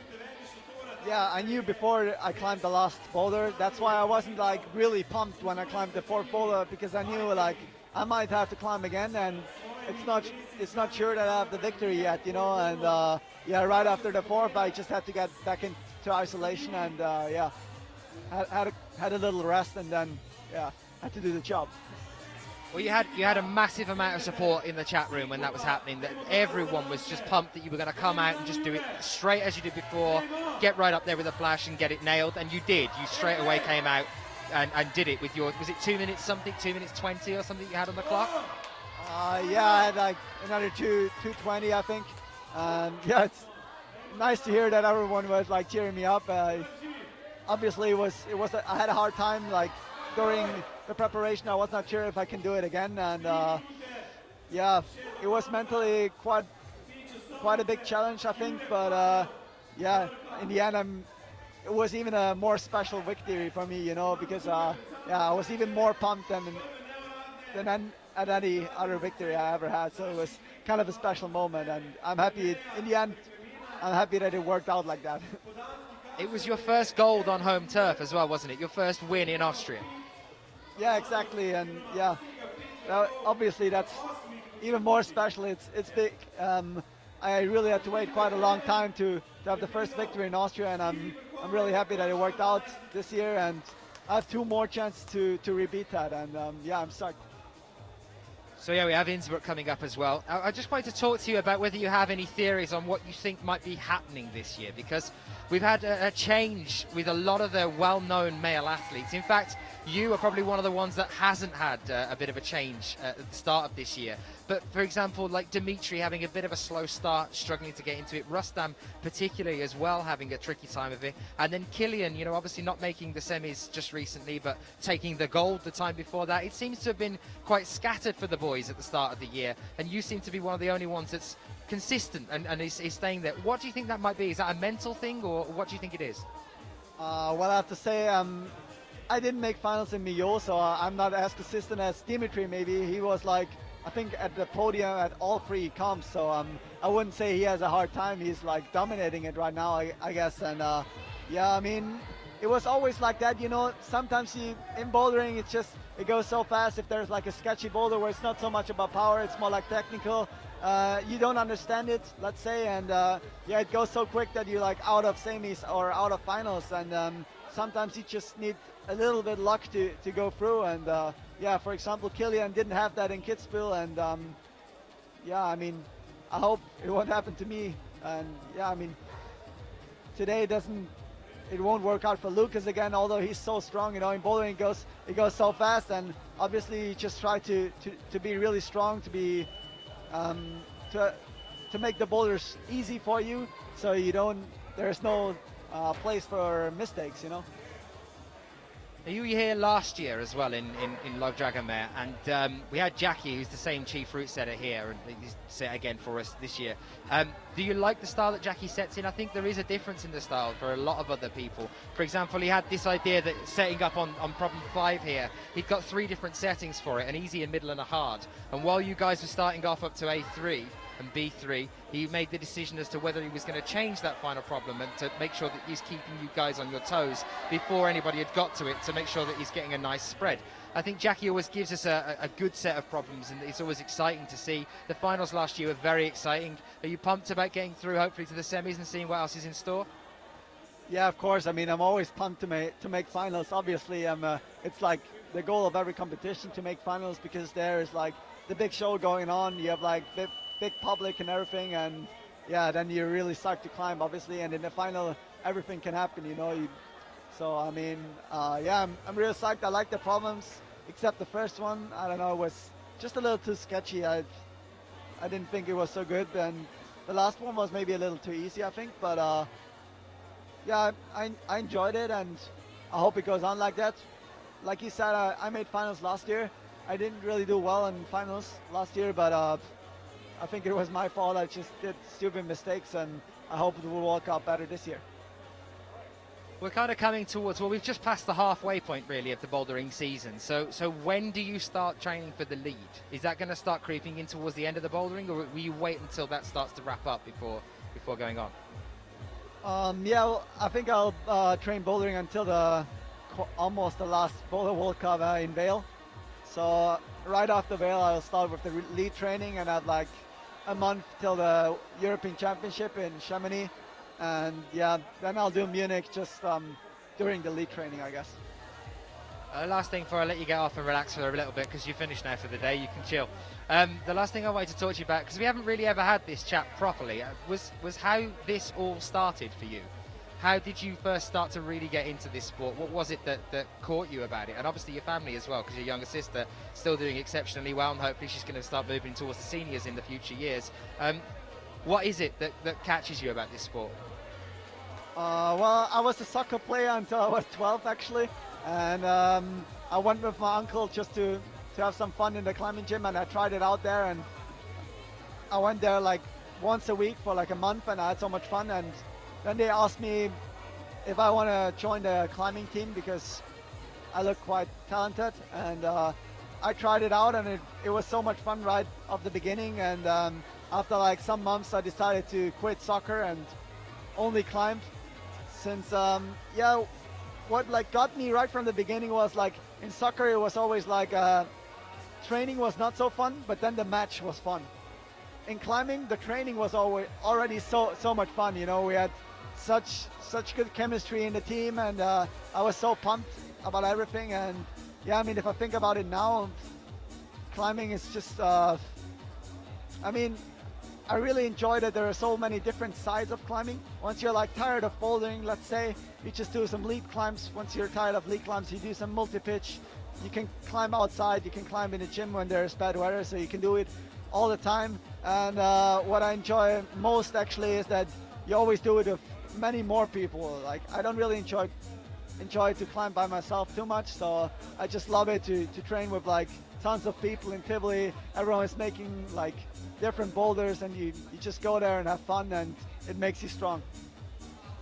That's probably the most interesting answer I've ever had, of people seem to get involved in climbing. That the thing that drew you to it was the fact that the training is as fun as the actual event itself. I don't think there's many other sports that people would say that about, because I mean, the training is hard work. I mean, it is still hard work for you guys, but you'd say that it's one of the only sports out there that the training is as fun as the actual comp.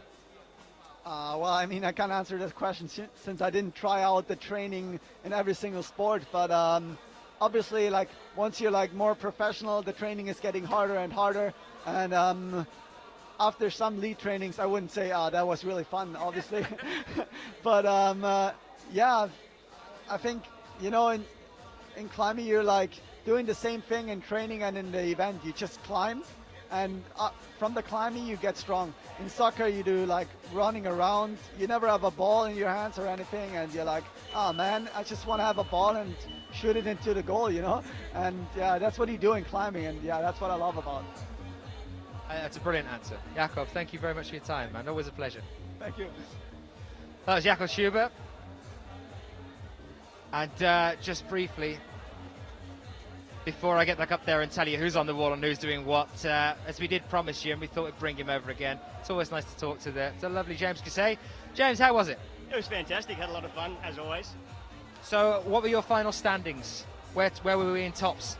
I'm not sure. I haven't seen the scores as yet. I got 5 tops in 10 attempts. So, hopefully that's enough this time.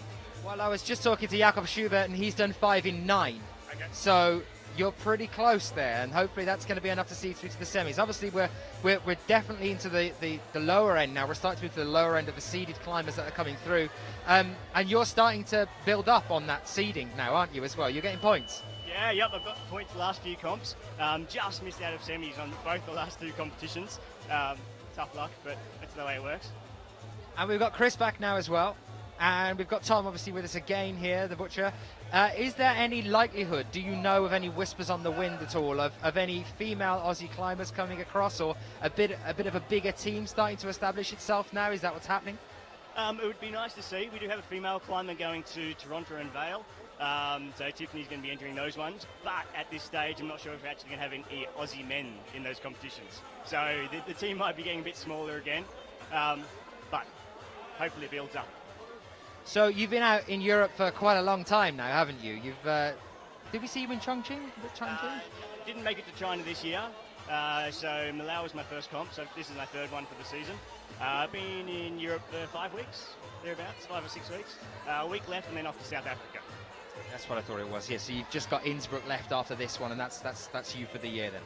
Yeah, just the 1 comp to go, so hopefully we build up from there. It's great to have more of you coming out over here. You always get a fantastic following in the chat. We've got Sport Climbing Australia saying hi every 5 minutes. How are you guys doing? A lot of support over there. Talk to me about climbing in Australia then and how it's received. Obviously, we've seen a lot of the youth climbers last year in Singapore doing quite well for themselves and starting to build up a base there. And obviously, you'll know better than anyone else because you and your family run a gym. So how is it over there? Is it building? It is building. There's heaps of support put into the juniors, so we've got a really strong junior field coming through. It's fantastic to have 3 of us open males here. It's great to have Chris and Tom. Like, we're all really good friends, so it's fantastic. So. And the same question that I asked Jakob a few moments ago was, what was it originally that first drew you into the sport? Was it the family just had a gym from when you were as young as you can remember, or was it something that happened during your lifetime? What is it about climbing that gives you your kicks? Well, I suppose I was never really into any main sports. My coordination isn't very good with balls or anything like that. I started climbing when I was 10. Went to a junior climbing club at a climbing gym and just loved it. The first time I climbed, I won a little competition there. Won a Coke, chalk bag and a chocolate bar, and I was just hooked for life. A few years later on, Mum and Dad started climbing, and then quite a few years after that, we decided to open up a gym. So now we've got a family gym and running all from there. And you think that the sport in general is starting to get a big build-up over there as well. How are you finding today? I mean, obviously you've done very well with your 5 tops in 10 attempts, but for you, is it an enjoyable way of climbing? Did you enjoy these routes? It's set by Jackie Goddo, who set the routes last year as well, and he's well known as being a very, very good route setter. If you make it through to the semis as well, he's sure to throw a few surprises in. But what was, out of all of them, the one that really you enjoyed as opposed to stressing over it? Obviously, I'm guessing you stressed over one. I didn't actually stress over any. I'm here to have fun, so I try not to stress on any of them. Each boulder is an individual. For one boulder, I quite enjoyed them all, really. Yeah, like the first one was different. It was something interesting, something I don't really do, so it was good to jump on something different. But no, I enjoyed all the boulders. They were good. Is there any particular style that you're not used to climbing in? You know, like we see Alex Puccio sometimes struggling with slabs or with run and jumps. Is there anything that you'd say is your weakness, your bane, that you're looking out to not see at any of these? Yeah, I don't really climb many slabs. Not in the comps, I had to do okay at some of them, but I try. I found out this year a good weakness of mine is big slopes and big pinches. So that's something I really need to work on. I love really steep walls. I love little crimps, but obviously that can't be every competition. So Thank you, James. I'm going to look out for that one in a little while. Thank you for talking to us. Any message to anyone watching back home? No, thank you very much for all the support, everybody, and I'll see you in a few months' time. Thank you, James. Thank you very much.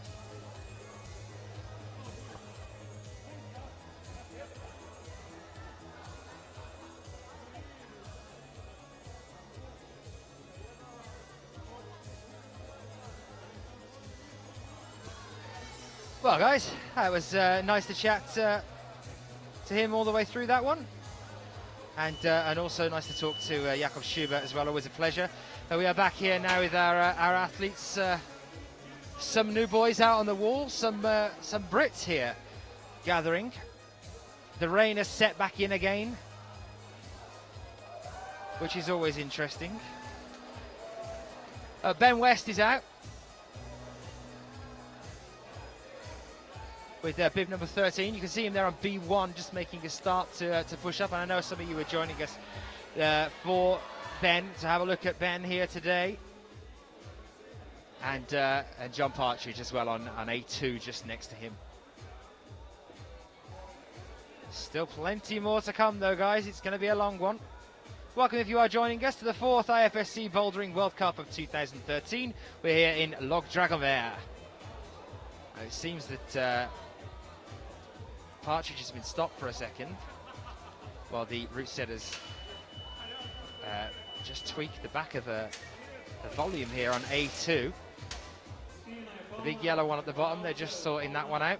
We'll try and grab some more interviews for you as we move through the day. Hopefully you enjoy chatting to Jakob and James as much as I did. Any requests for interviews or anyone that you want to see close up, you just let us know, and we'll try as best as we can to show you them as well.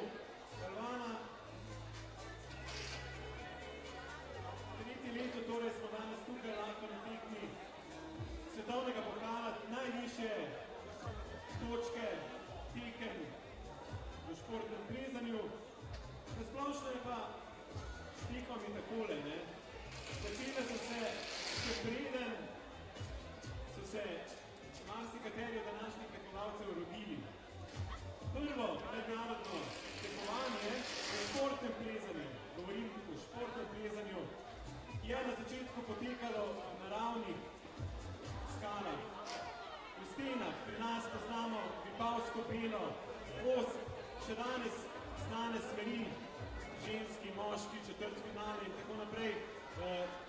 Torej, to je vse iz 80-ih let 20. stoletja, ampak prvo pravo mednarodno tekmovanje, ki je bilo nasploh, je pa bilo leta 1985 leta, in sicer v Bardoneki pri Torinu.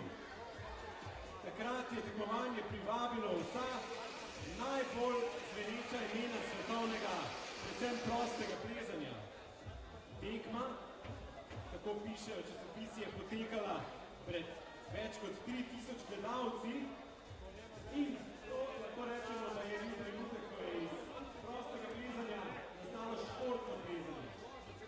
Na tej prvi tekmi leta 85 so bili tudi že prisotni Slovenci, in sicer Vili Vuček, znan po tem, da je opremil ogromno plezališč po Sloveniji, predvsem po zasavskih korelirih.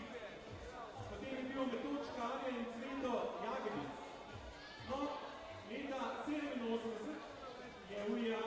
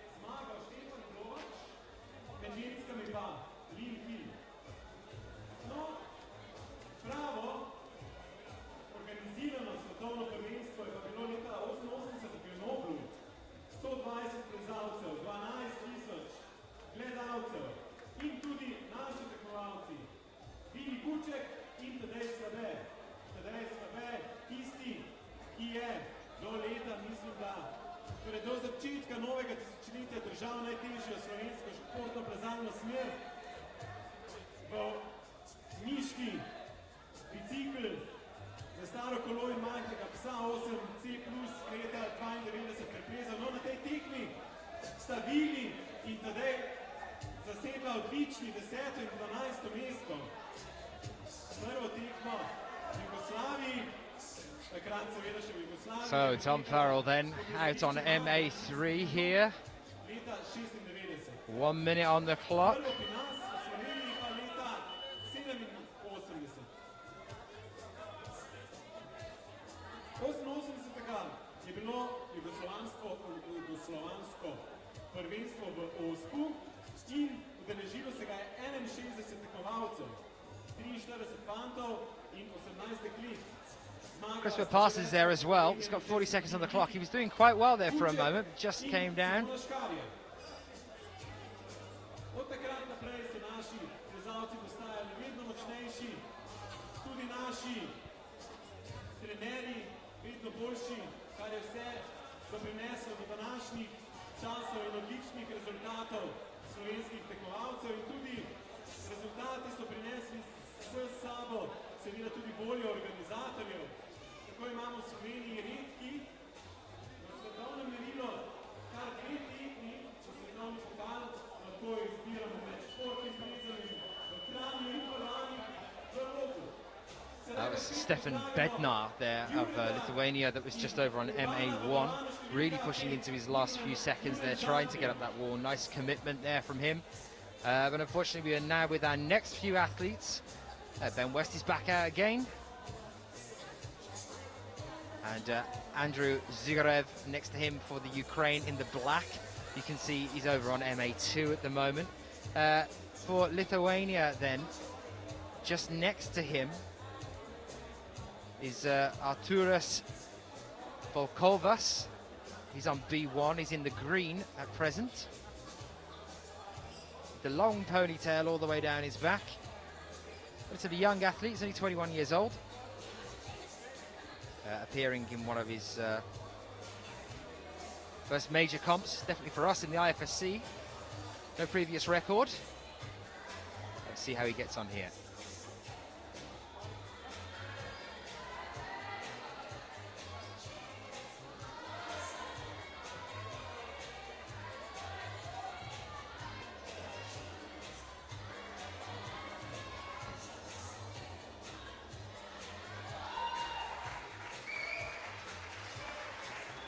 And over on A1 as well, we're now looking at Anton Mardashov in the black, just making an attempt there. You can see on the right-hand side of your screen, that's Anton Mardashov of the Ukraine.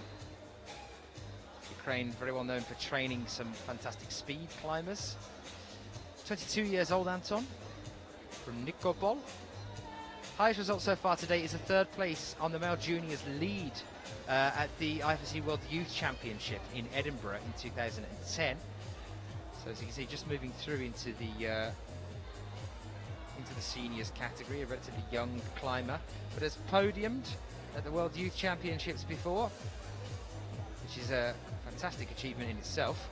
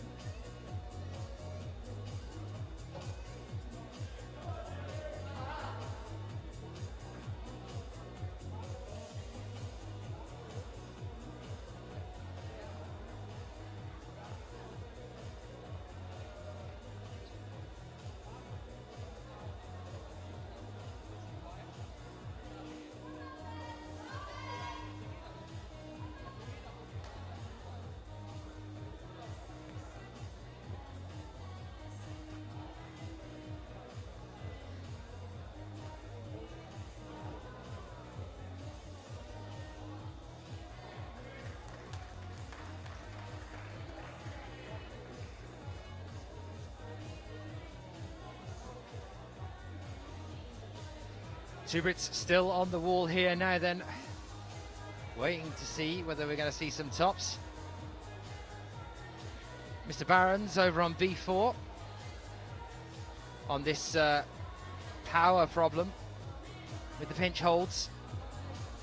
You see, just trying to strike up for the bonus hold there, and down he comes again with 1 minute 20 left on the clock then. I think the British guys need to definitely get their confidence. I think that's a big thing with these guys. Dave Barron's won the Quiff Climeworks International Festival, which is a pre-event to the IFSC calendar. But he won that in 2012. He lost out this year, unfortunately. Didn't manage to hold on to that title. But he has had victories. He's definitely got the talent for it, the strength and the passion.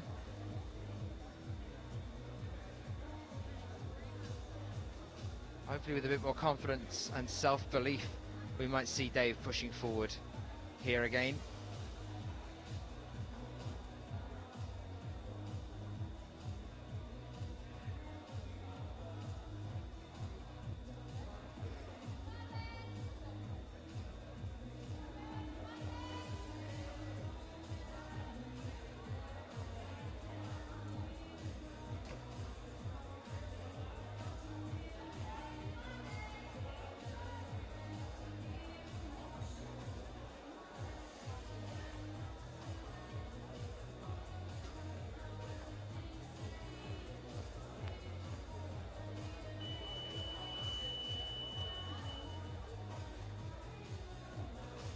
And another turnaround brings out two new athletes for us. The rest moving along to continue with their run. Out over on B1 then, at present for Belgium.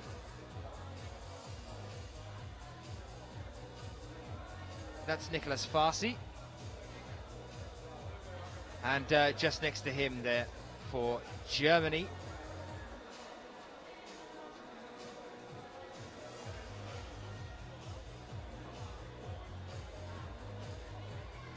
is Alexander Wurm.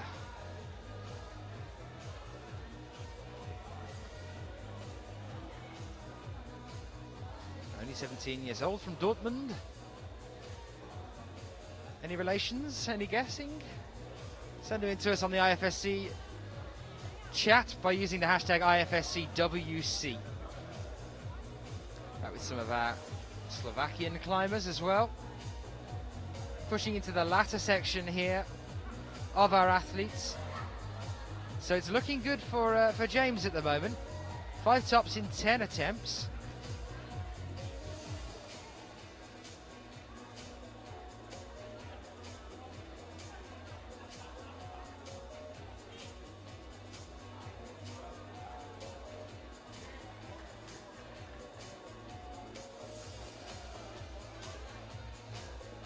And we've still got the women's to come later on today as well, guys.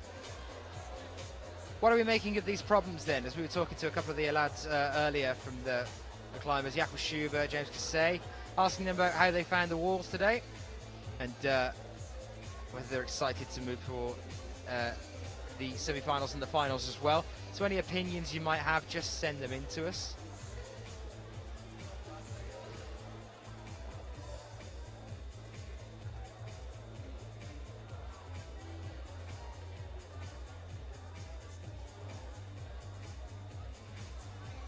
Jozas Bobina saying, go Arturus, Lithuanians, good luck. And Richard Dale saying, well done James Kay, looking strong, represent.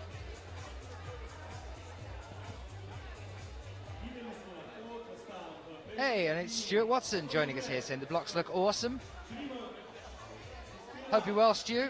Be nice to see you back. If you don't know who Stuart Watson is, guys, he's a very well-known climber for GB.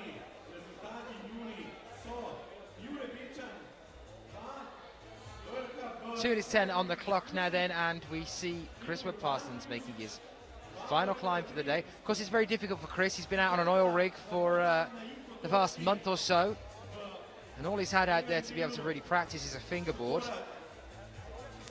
So he hasn't done much gym climbing or wall climbing in quite some time. It's his return to the competitions for the first time here, and he doesn't look too comfortable either.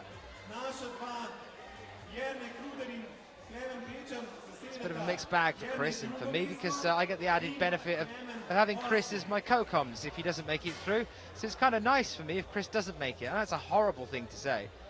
I always wish him the best and hope that I'll get to see him through into the finals, but if he doesn't, then hopefully, usually, if he's not too much in a mood, then Chris comes over and does co-coms with me. So we might have him with the finals if it is a bad run. For now, let's keep wishing him all the best possible luck and hope that he isn't.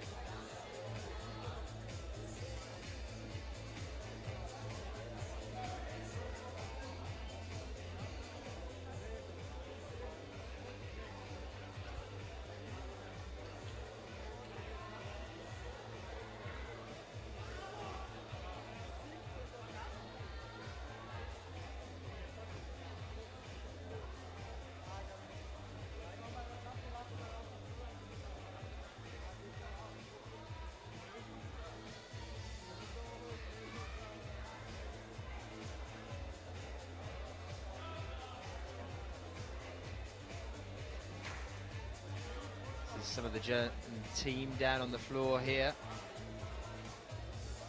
The young 17-year-old Wurm on A1 with 5 seconds left to go, taking his slip, moving on.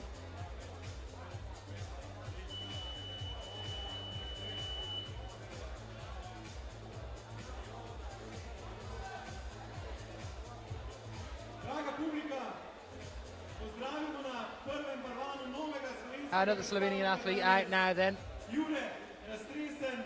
Number 57, he's over on B1 at present. See him in the yellow top.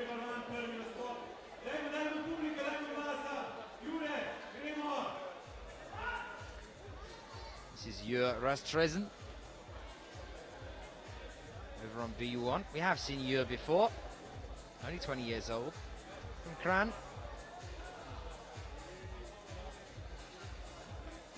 He took the bronze medal at the World Youth Championships in Singapore. We've been in lead climbing. We had down on the beach there. Another young talent starting to move through.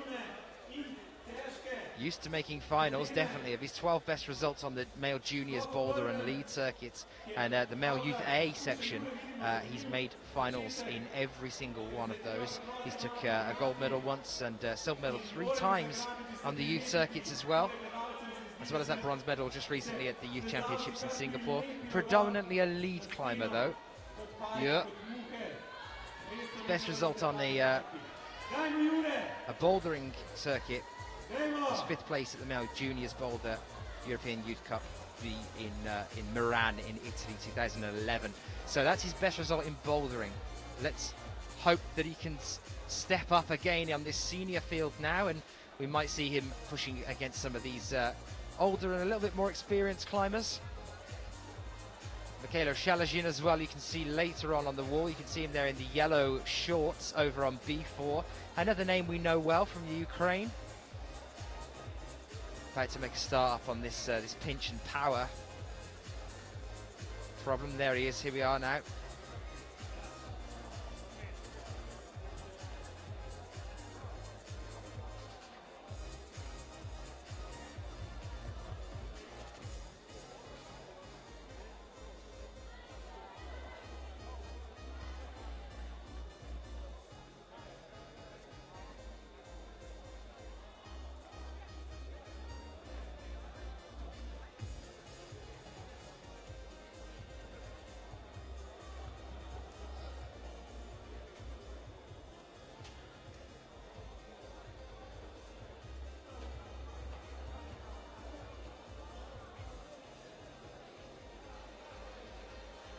And Ben West over on B3 at present. Another attempt on this roof section here now then. Moving around that massive eye you can see there and up onto the red pyramid. This next section is the mantle. You can see he's just getting his feet up there, trying to wedge in on the piggyback hold that's towards the peak of the pyramid here. Nice slow towards the top. That is more of a plate than anything else. It's all in the feet on the top of this section here. Not much to hang on to. There is an edge there you can see on the left-hand side. He's used that and leant over to the right to secure it. But there's a top there for him.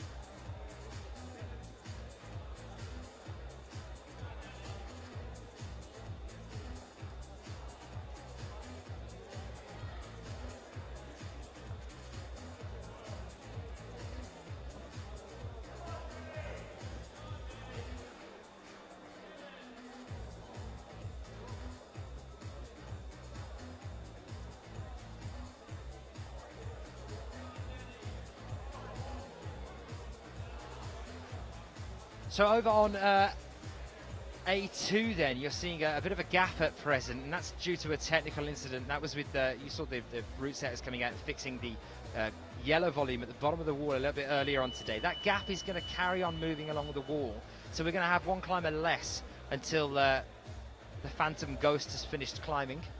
And when that happens, he'll then slot back in again and then come along and be able to continue his climb due to the technical incident there that we've had. Had a bit of a time of it at the moment.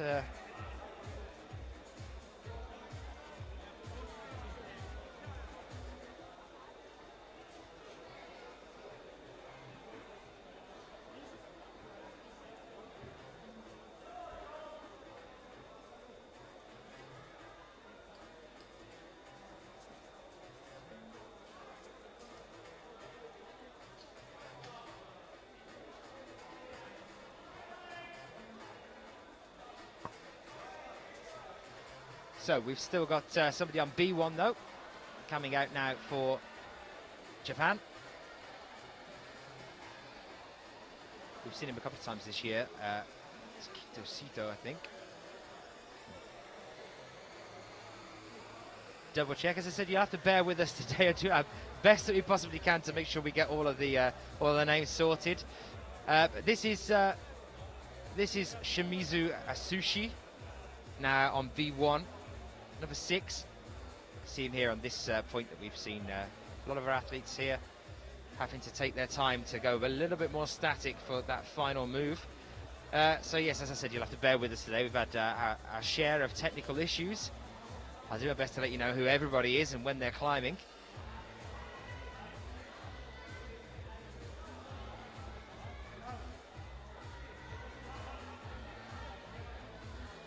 Alexander Wurm is just next to him over on MA2 at the moment. But there's a top at the other end of the field for Tom Farrell, the butcher for Australia. Aussie boys looking good today.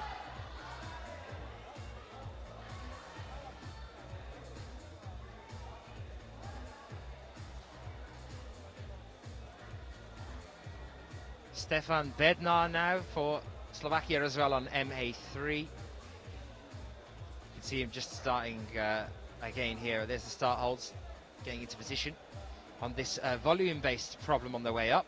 Another power-based one. Fairly simple in terms of the moves, of how you're getting up there. But using a lot of power on the way up. 2 minutes, 15 seconds left on the clock before our next rotation. Over halfway now, guys, and then we'll take a short break. And we'll be joining you again at roughly 4 o'clock after the route setters have retweaked everything for the girls.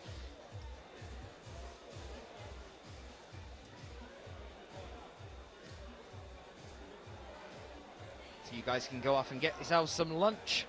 Come back and join us later on. Shimizu here in the same position we've seen him in before, in the red shorts.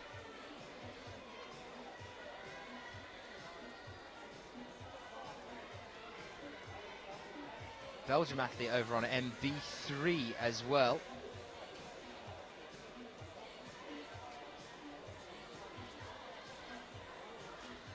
Luc Timmermans.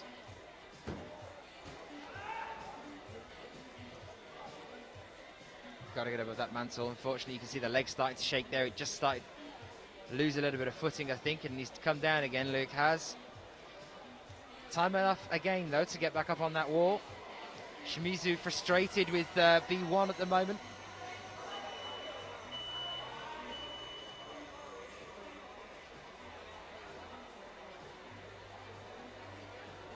As you can see, we've got kind of a dappled crowd here today at the moment. They're coming in and drifting out as and when. That tends to be the usual for the qualification day. But when we get into the semis and the finals, this entire hall will be absolutely ram-packed. Luckily, we've got ourselves a little space away from the ground so that we're not going to get squashed by the crowds that ram themselves underneath this roof for the finals. Always a good crowd in Slovenia. It's a very big sport here.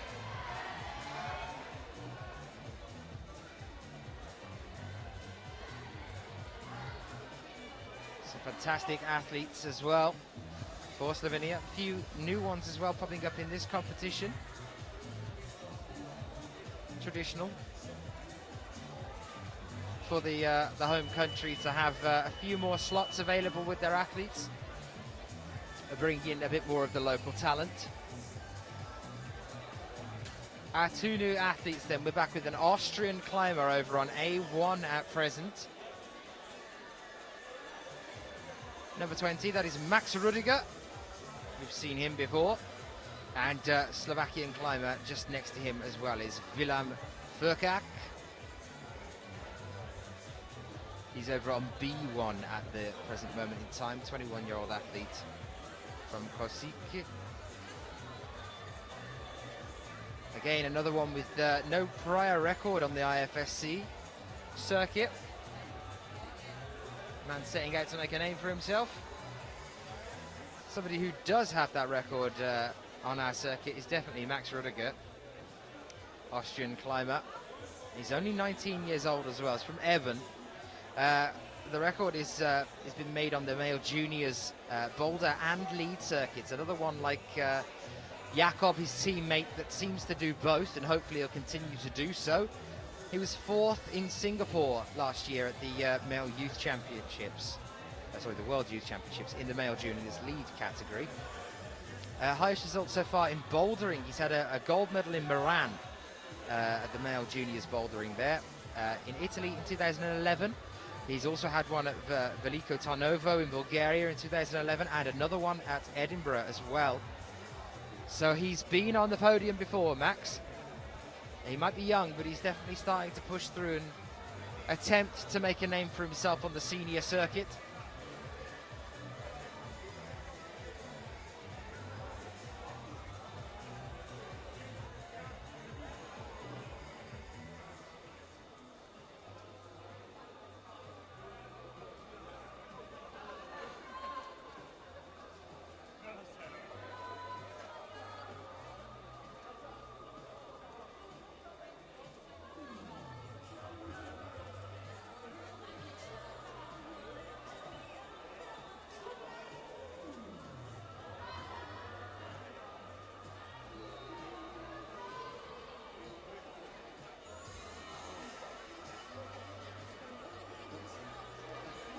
Two minutes 30 left on the clock then. For these gents to make their attempts on these walls. A top there for Mikhailo Shalagian over on B5.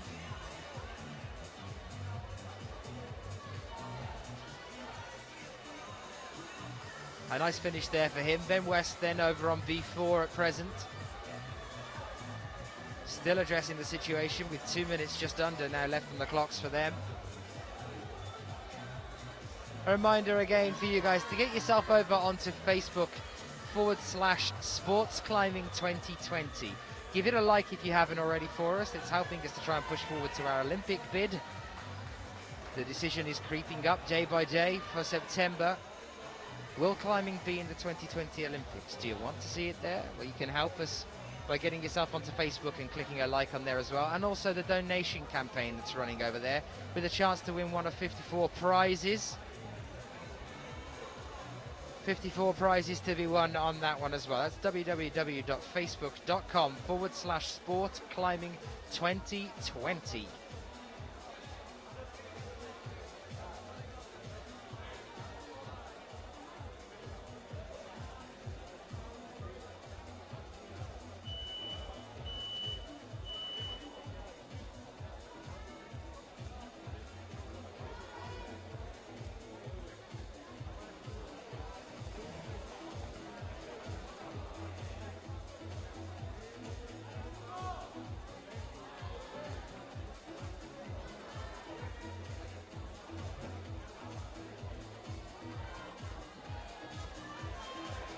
Slip there, unfortunately, for our new GB climber that's just coming out onto A2 at the moment now. It's the gent that was stopped a little bit earlier. It's now getting back and ready to make another attempt on the wall here. Jonathan Partridge.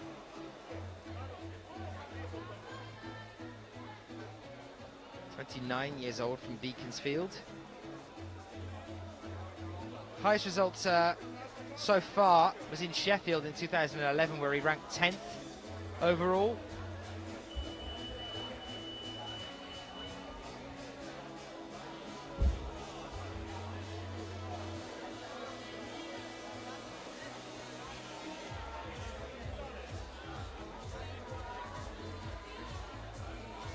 And our next athletes coming out now then, over on A1 and B1.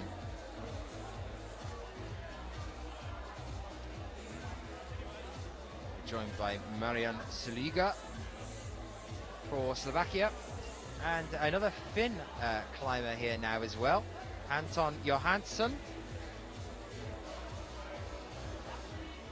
29 years old from Helsinki.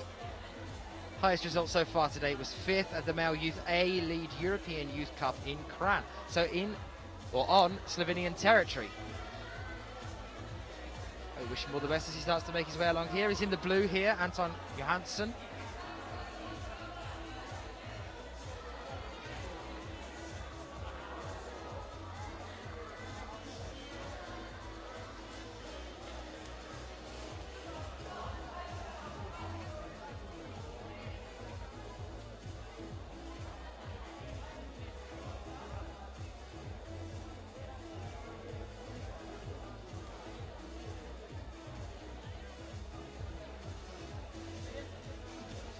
All the girls still yet to come today.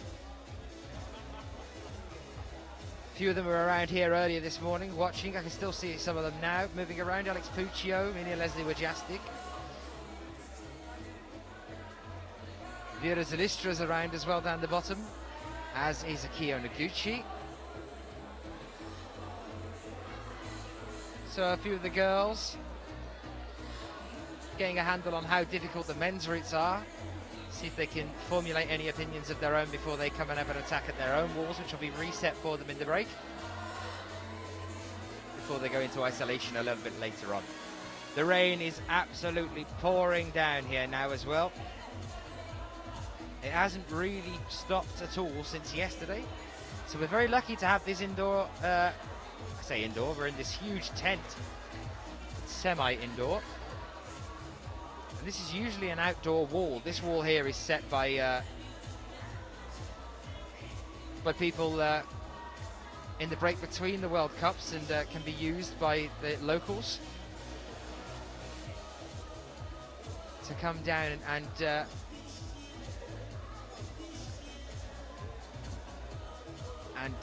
experiment, try out their own home walls.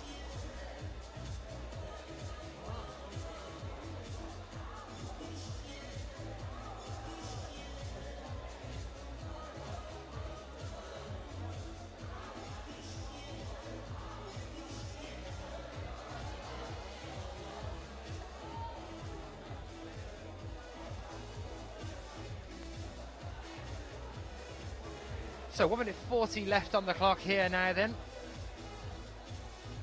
A lot of our athletes spending some time back on the ground, having a little look through how they're going to best attack or use up their remaining time. Currently watching Fuji Kokoro over on A2 at the moment. You can see him just topping out there. Fantastic finish after quite a long while of struggling throughout that problem.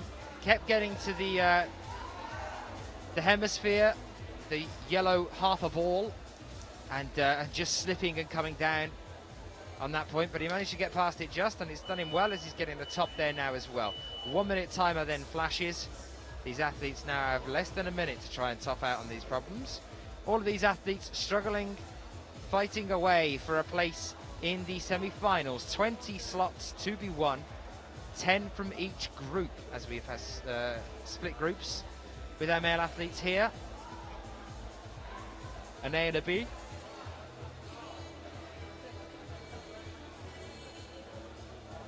.30 seconds left on the clock.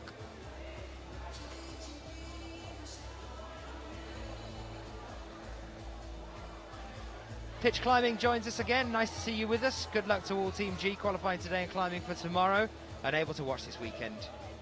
following the IFSC WC tweets. Well, hopefully when you watch this on the replay, you'll remember that we gave you a shout out. Anybody else that has any opinions, do send them in to us. Hashtag IFSC WC.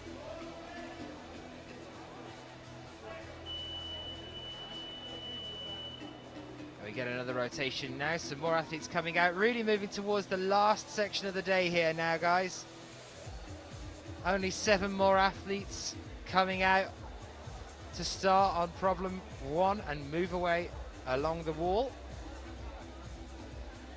Hans Busker out for the Netherlands on B1 now.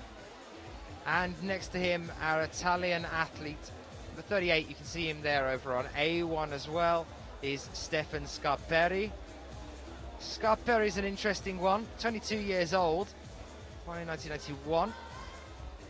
Frequently see him pushing through into semis on the male junior lead European Youth Series. Saw that throughout 2010, 2011. The World Championships there just made it through, but came 18th.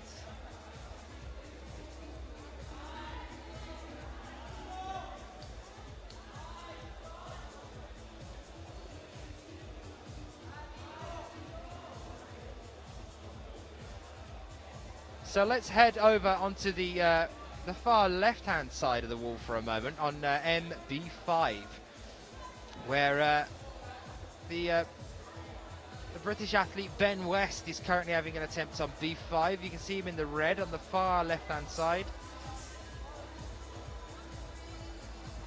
There he is, just moving forward to have a look there at the wall. He was up at the bonus just, tried an interesting tactic and swung out from the wall, turned around to face the crowd there on that pinch move, and that cost him moving any further. Tricky thing with this one, although we did have Jakob earlier saying that he thought that B5 and or A5 were the easiest ones on the wall for him, the ones that didn't seem to cause too much problem for him there. But the interesting thing is when you get to the bonus, which is supposedly the crux of the wall, the hardest move to move past, it actually, the harder move on B5 definitely has been moving up to the orange sloper, you can see just a little bit above that one there, and then striking out right for the top. So this section here, getting to the bonus, hasn't caused too much of an issue for some of the athletes, but this next move you can see he's just going up with his left hand now. He's got to get his feet up a little bit, or if he's going to swing out, it might be a different one there. Yep, just trying to go straight up for it, you see, from the bonus there. He's going to have to use that that orange hole that's just getting cleaned now. Trying to avoid it there for a moment.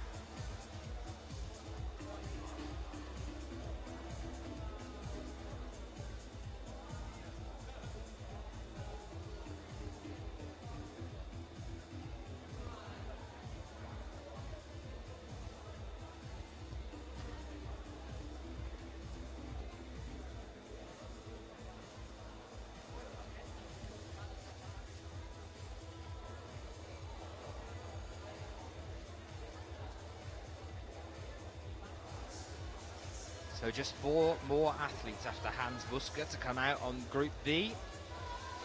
A couple of Lithuanian athletes, an Italian and one last Slovenian athlete, whose name you'll know well. We'll get to that in a little while. Not long to go now, guys. We're starting to run down.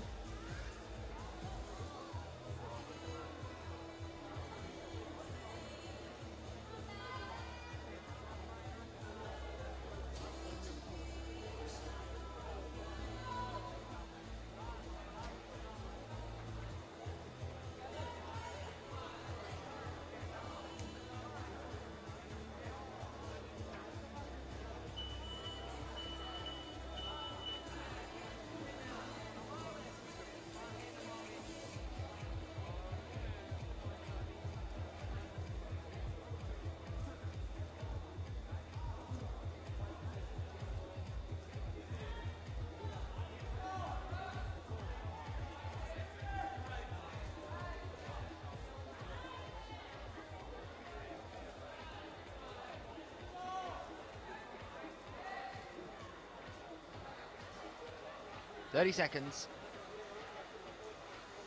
for Busker to try and get a little bit higher here. Just slipping off, hand coming off there from the start hold that was keeping him on the wall.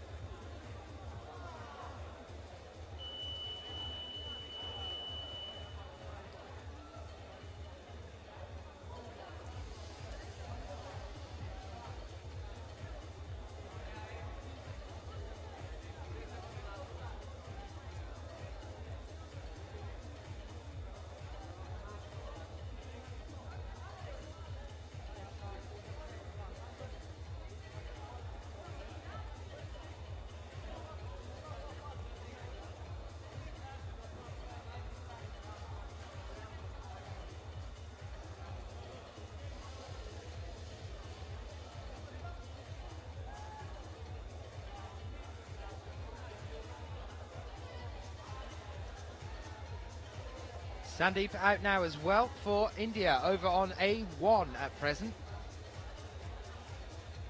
Can't stop encouraging this guy to keep coming and keep pushing at this comp and any comp that he's trying to get into. Sandeep Methi from India, fantastic to see him representing his country on his own, moving around Europe. Actually with some friends he's made in France as well, with Tito. He's a good friend of Tito's. They were climbing together just before Kitzbühel. Of course, we do have a world champion who's Indian in the climbing, in the para-climbing category. But it is great to see some guys coming over from there as well and trying to push forward in the sport here. He's done relatively well on the lead circuits at the Asian Youth Championships in Singapore in 2011 and Hamadan in 2012. 2 12th place placements there, and came 10th at the male junior speed at the Asian Youth Championships in Hamadan as well in 2012. Came 42nd in Miol this year at the Bouldering, came 65th in Kitzbühel, but he's always got a smile on his face and he's always pushing to try and improve. You can see him on the far right hand side of your screen at the moment, wearing black.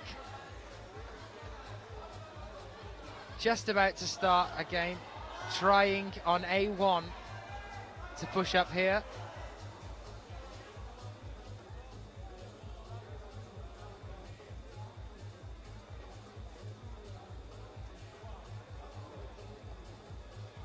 And for Lithuania over on B1 then as well. Really moving into the last section of the men's today, guys. Starting to wind down. We have Dimitrios Monastirekis, which is one heck of a name for Lithuania, just starting up here on B1 in the green top.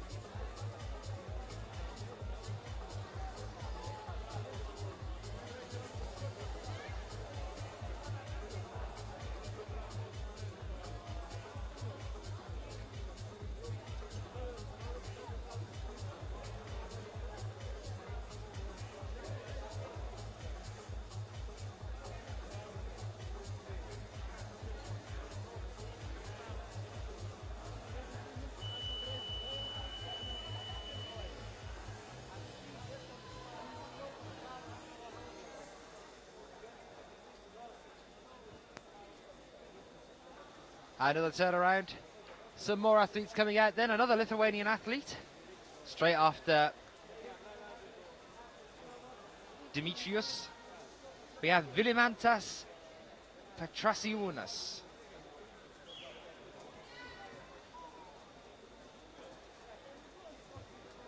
Coming out now over on B1. Petrasiunas, a 24-year-old athlete from Vilnius.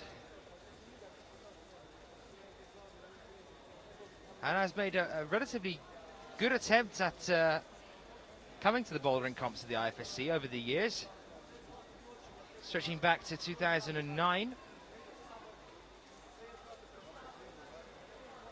The highest result so far to date was Munich in 2010 for him. He came 23rd, so three slots short of a semi.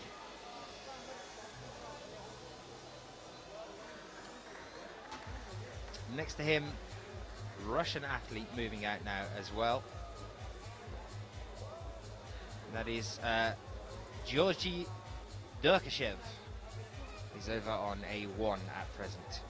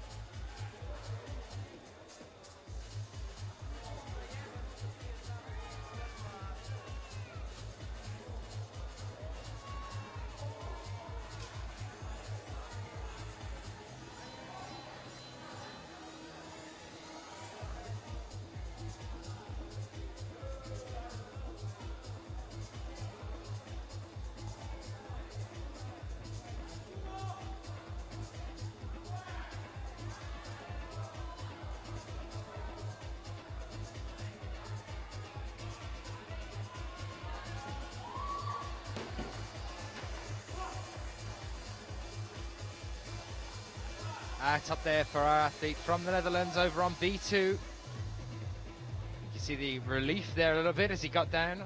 2 minutes 10 left on the clock. Nice finish there.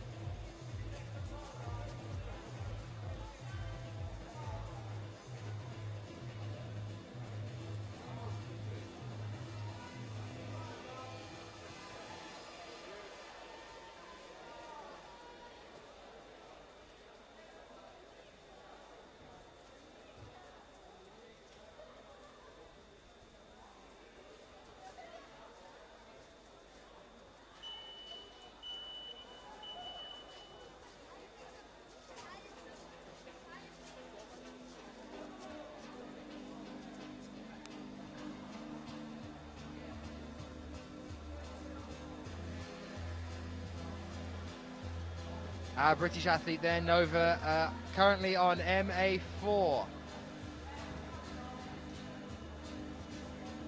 Making his way across the wall here. Was stopped earlier as well, remember, Jonathan Partridge. He's carrying on now though, MA4, starting to move along here.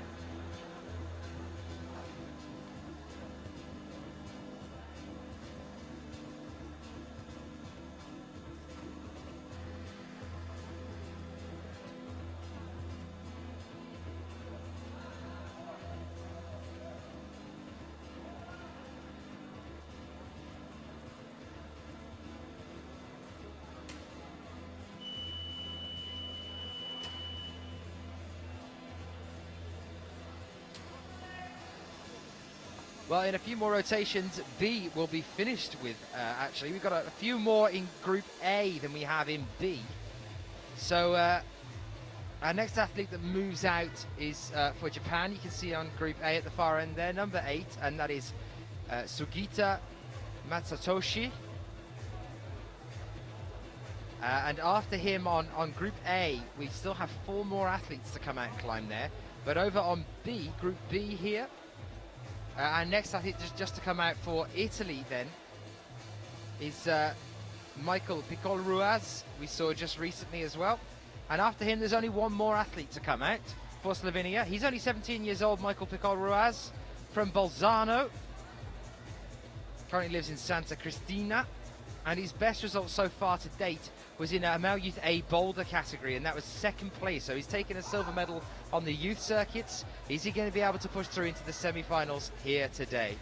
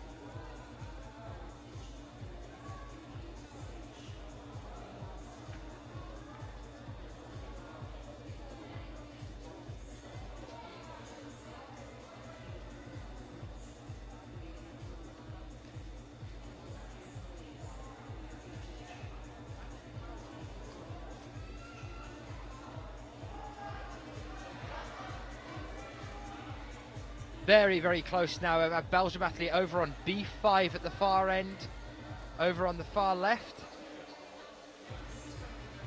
One move away from the top there, 2 minutes 35 roughly left on the clock. So let's stay with him for a moment. Number 27 we can see on the far end there.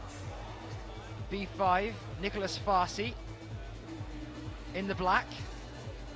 We'll go a little bit closer, I think, to him for a moment. We'll go a little bit closer on Nicholas Farsi as he makes another attempt here. Remember, guys, as well, any times that you want to see somebody in particular, do give us a shout out. We'll try and get you close. Anyone supporting for Sandy, do let us know as well. If you are watching to send your support for him, we'll try and show you a little bit closer up of his climb in a moment as well. But for now, we're with Nicholas Farsi, the 29-year-old athlete from Sterebek. World rank 70th. His best result so far is a 22nd place at Vienna in Austria in 2012, last year, where we had that eventful final. So 2 slots short of the semi-finals, Nicholas was. Here he is again, making another effort here, up to the bonus hold. Got to get a foot up somehow here, Nicholas. There it is, up onto the little pocket, the wide pocket there. And then push up with the left hand onto the sloper. It looks like he's bypassed the sloper for the crimp next to it instead. This is good. Second hand on, Nicholas Farsi with the top. A great way to finish there for Belgium. Well done, Farsi. 1 minute 10 left on the clock then. We'll take you back out to the rest of the wall.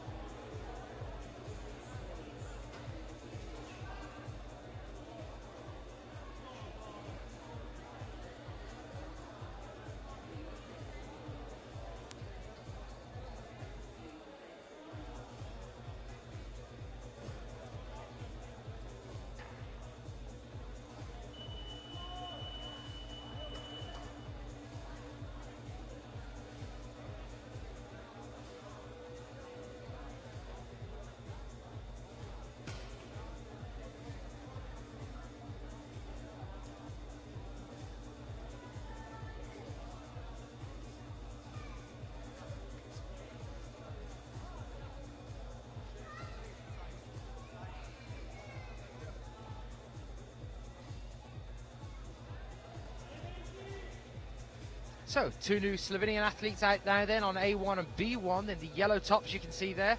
It's Domen Skovic on B1, making a name for himself on the lead circuit last year. Here he is doing some bouldering on his home turf. Made it to the finals in Atlanta for the lead, and just next to him as well on A1 now, another Slovenian athlete, is Sergej Epi. On the far right-hand side in the yellow, 20-year-old athlete from Ljubljana originally, now lives in Skopje Loka. Again, like Domen, predominantly a lead climber.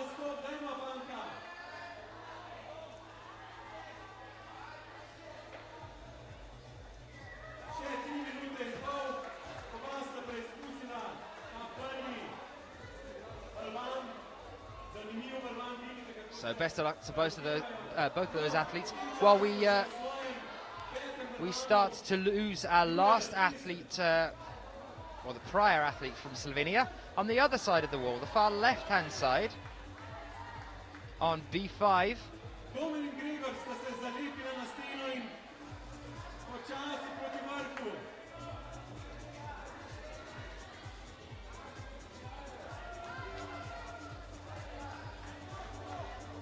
Making his last climb of the day here as well.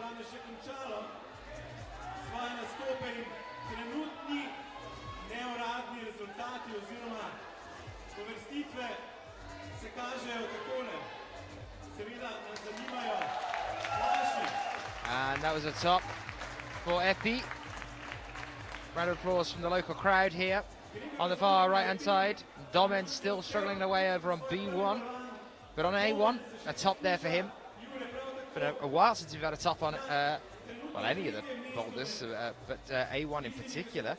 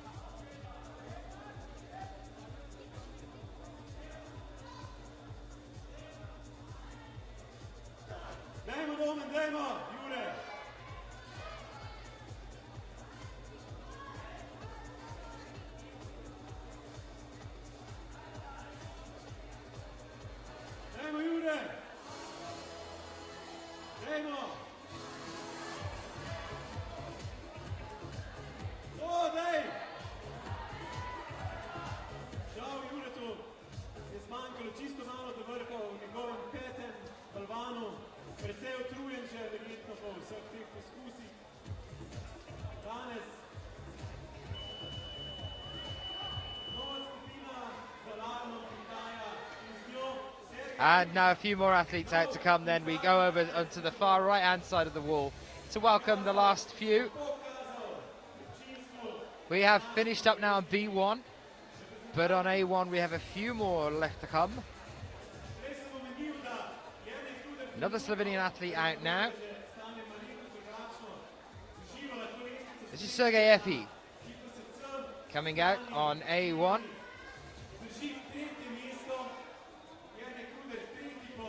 Looks like I got my athletes mixed up. This is Sergej Epi, not our last athlete that came out. One prior to that was Gregor Vezonik, who's the man who topped on A1.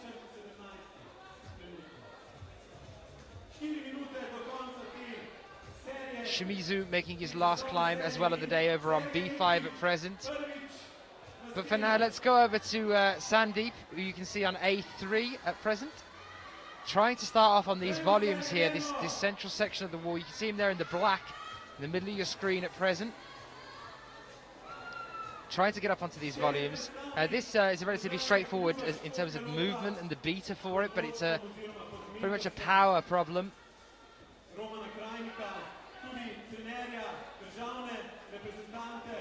Trying to figure out how he's going to get up onto that section of volumes now in the middle of the wall here.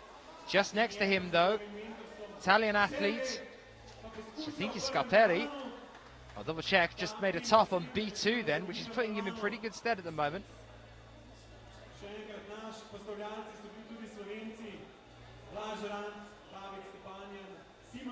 It was Michael Picol-Ruaz for Italy just.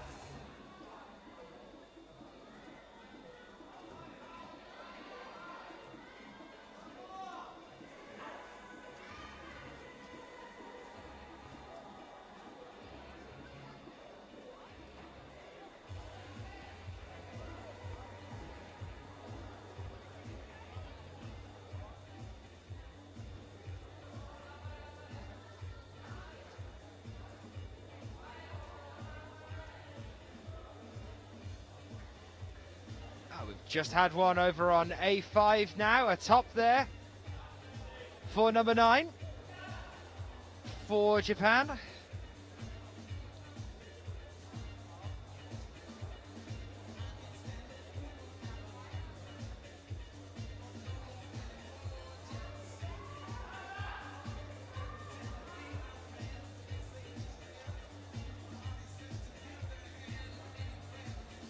Fujikahoro finishes up his climb. And he's done for the day.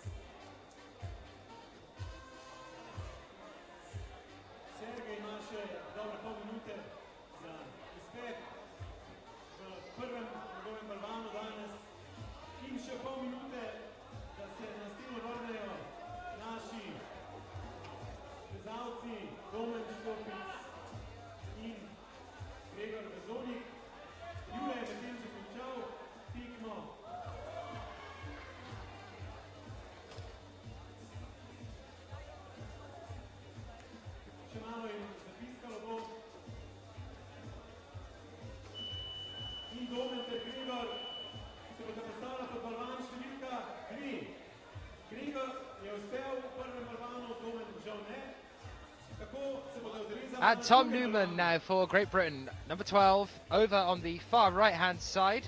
We have seen him a few times before. He's come and competed for us, but it's good to have him back. He was here in Log Dragomer last year. I was talking to Shauna Coxey about some of the boys earlier and about how she's feeling so far. But here is Tom now out on M1, MA1. The B group is finished. And I believe Tom's actually our last athlete out today. So this is it, guys. We start to wind down now. a few more turns of the clock.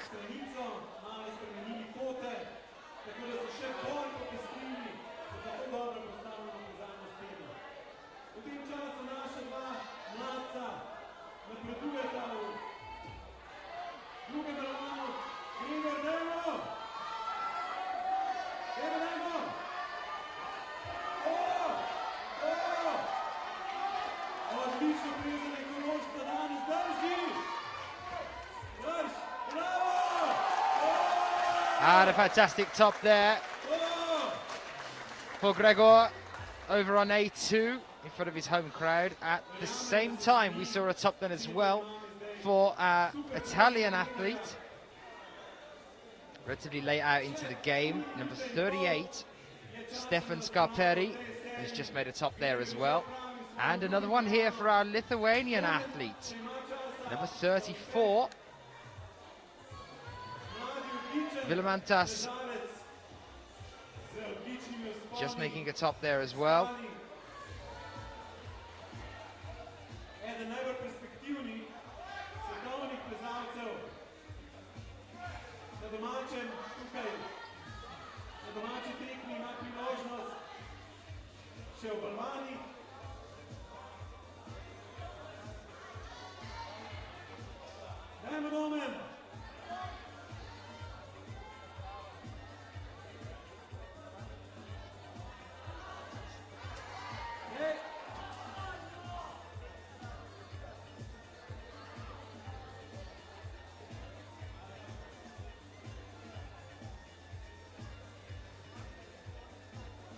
Two minutes and 20 seconds left on the clock. Tom Newman still struggling to get up over from the bonus hold over on A1.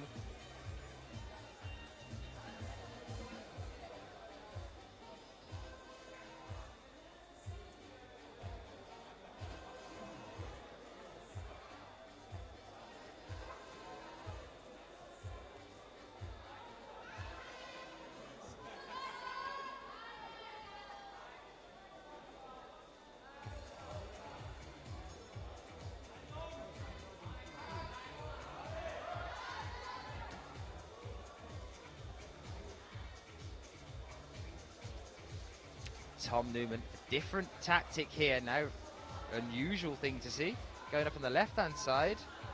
Arm very nearly over the black tape, but it's looking like that's going to be a top for him. He looks a little bit relieved, but he got there.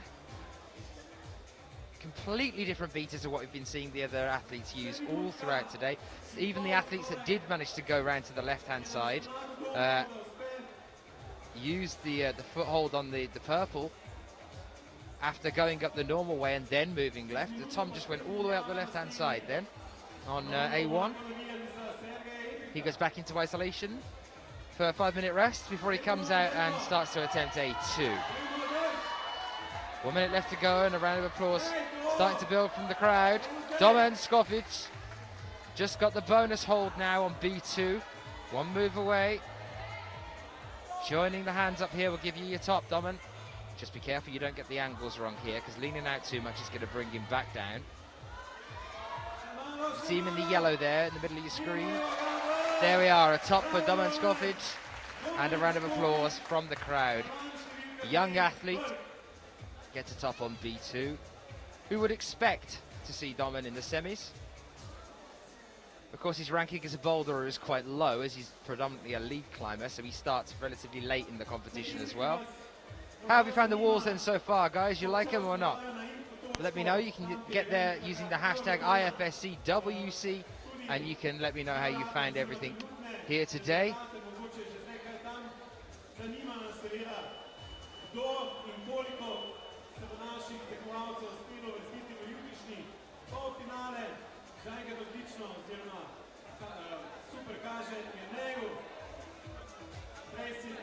Oh, and I have forgotten one, of course I have. Martin Stranek of the Czech Republic comes out. Now, this is our last climber here today.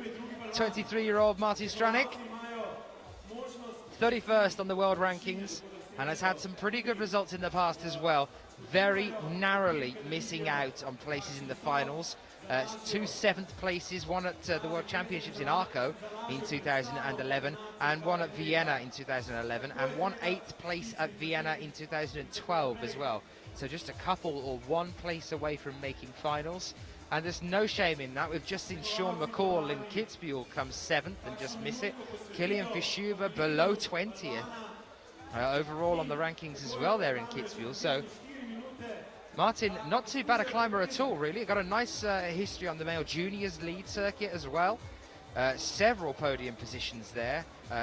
Some gold, silver and bronze, predominantly bronze.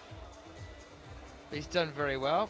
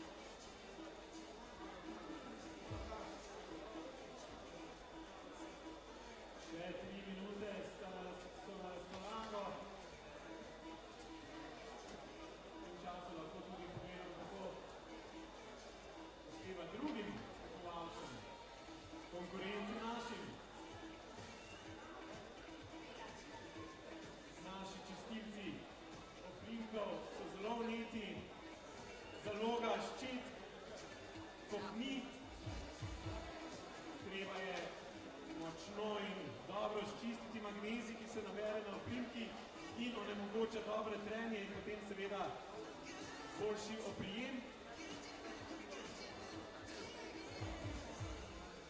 Čistilci na to poskrbijo, da se ta magnezij odstrani z oprimka. Verjamem, da našim tekmovalcem mogoče še malo bolj. No, v tem času Sergej ponovno na rumeni Florini.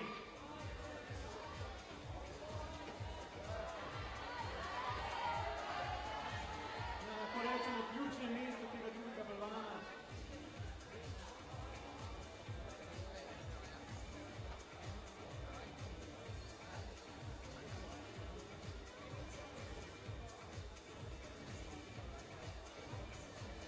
One minute 30 left on the clock then. Here you see another Slovenian athlete out on A2. Sergej Epi. Managed to top on A1. If he can keep that up as he moves along the wall here, we could see him through to the semis.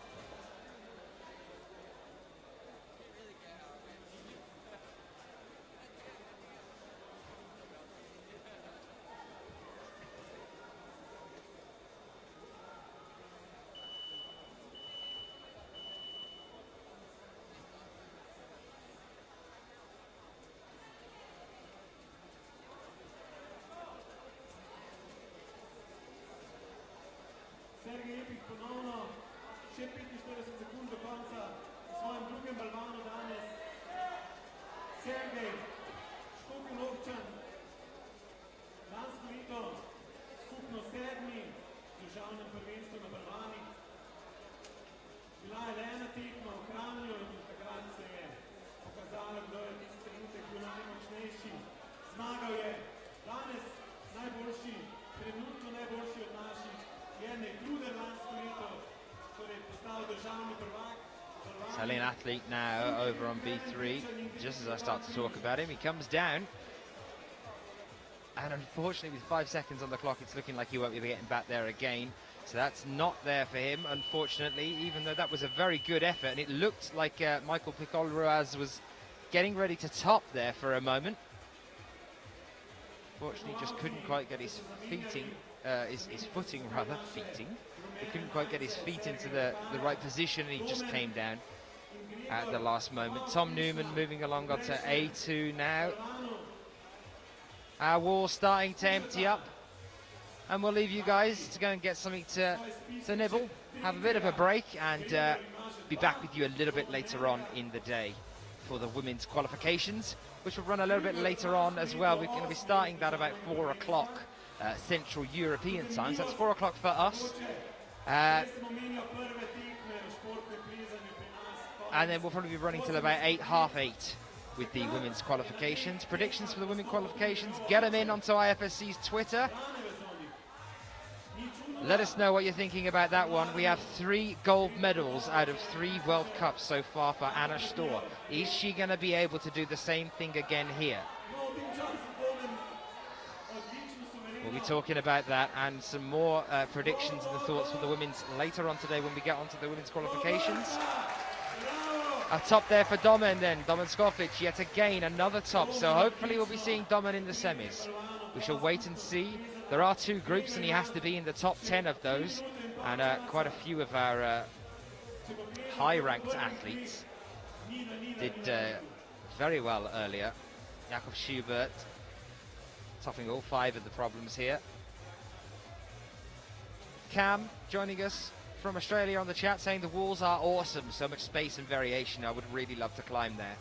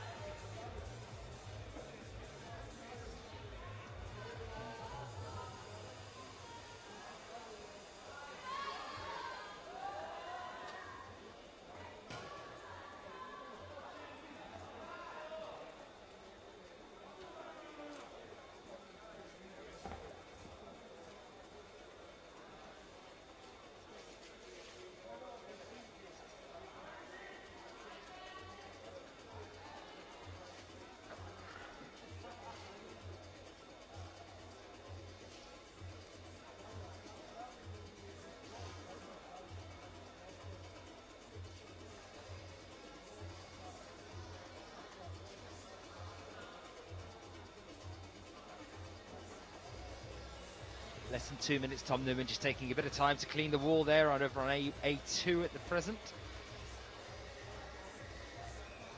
And also the last climb for our Netherlands athletes over on B5 at the present.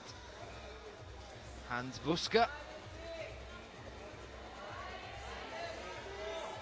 who did relatively well earlier on. You can see him in the blue top and orange trousers here over on B5. He had a couple of tops earlier. Remember that the results will be posted pretty quickly up on the IFSC's website as well, so you'll get to know exactly who has made it into those top 10 of each groups. And you'll see who our 20 athletes through to the semi-finals will be.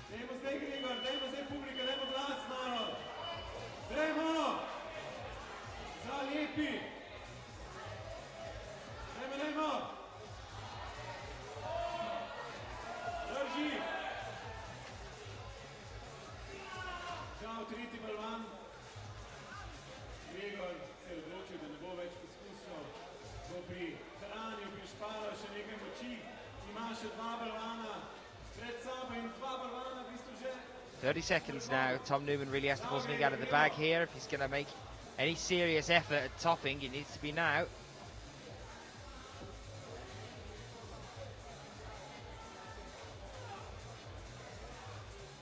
Using the ball there to get to the bonus hold.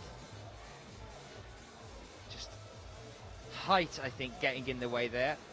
Have that mild compression move, trying to get a foot up onto that next section. Instead, he had to use a knee. I think that might have something to do with how tall he is.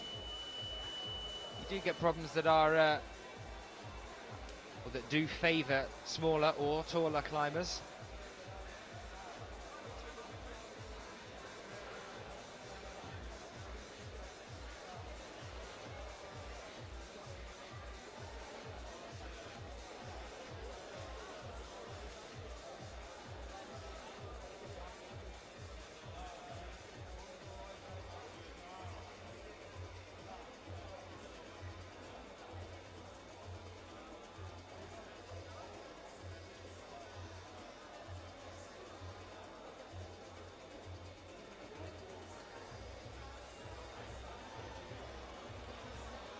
Sandeep making his last climb for the day as well now on A5 for India.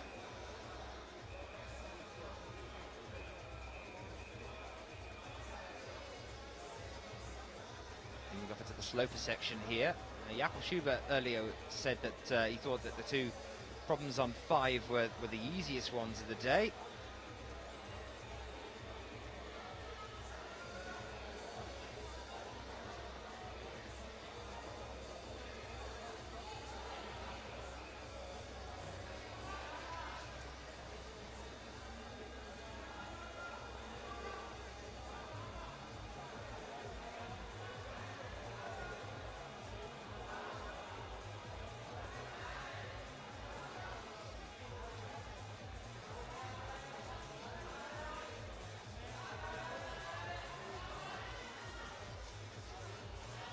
And a top here as well, with still 3 minutes 15 left on the clock for our Japanese athlete over on A4.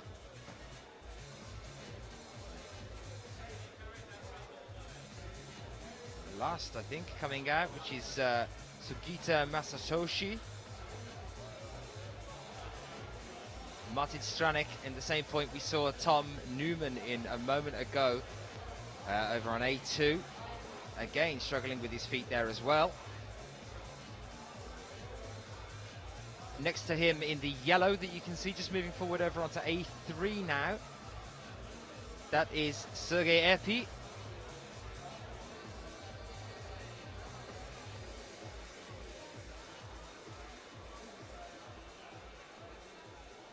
Scarperi over on B4 now as well for Italy, and over on B5, the very far end,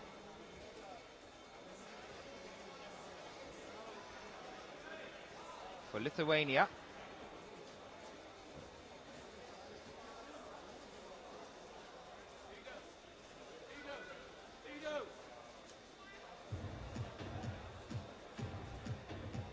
Vilmantas.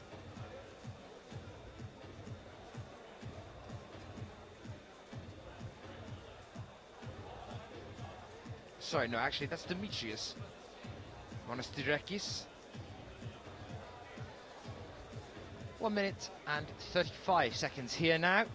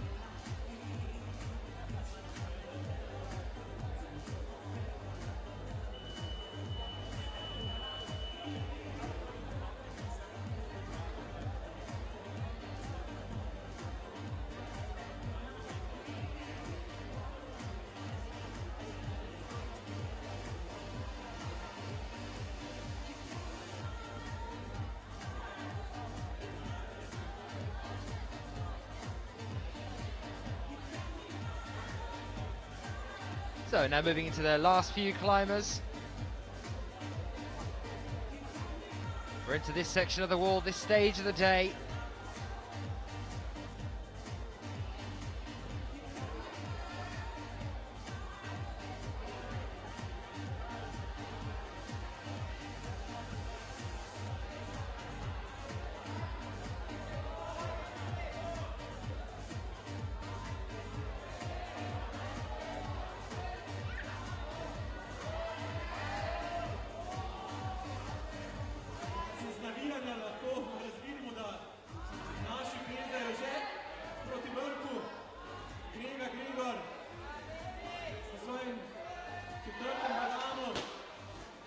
Jelka Panec.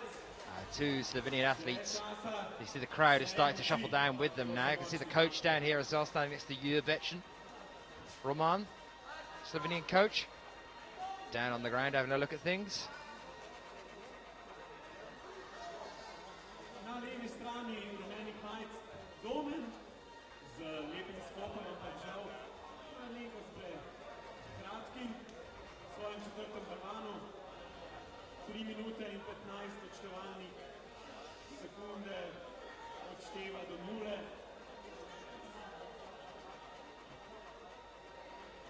Čistilci delajo marljivo svoje delo. Zelo pomembna stvar pri plezanju balvanov.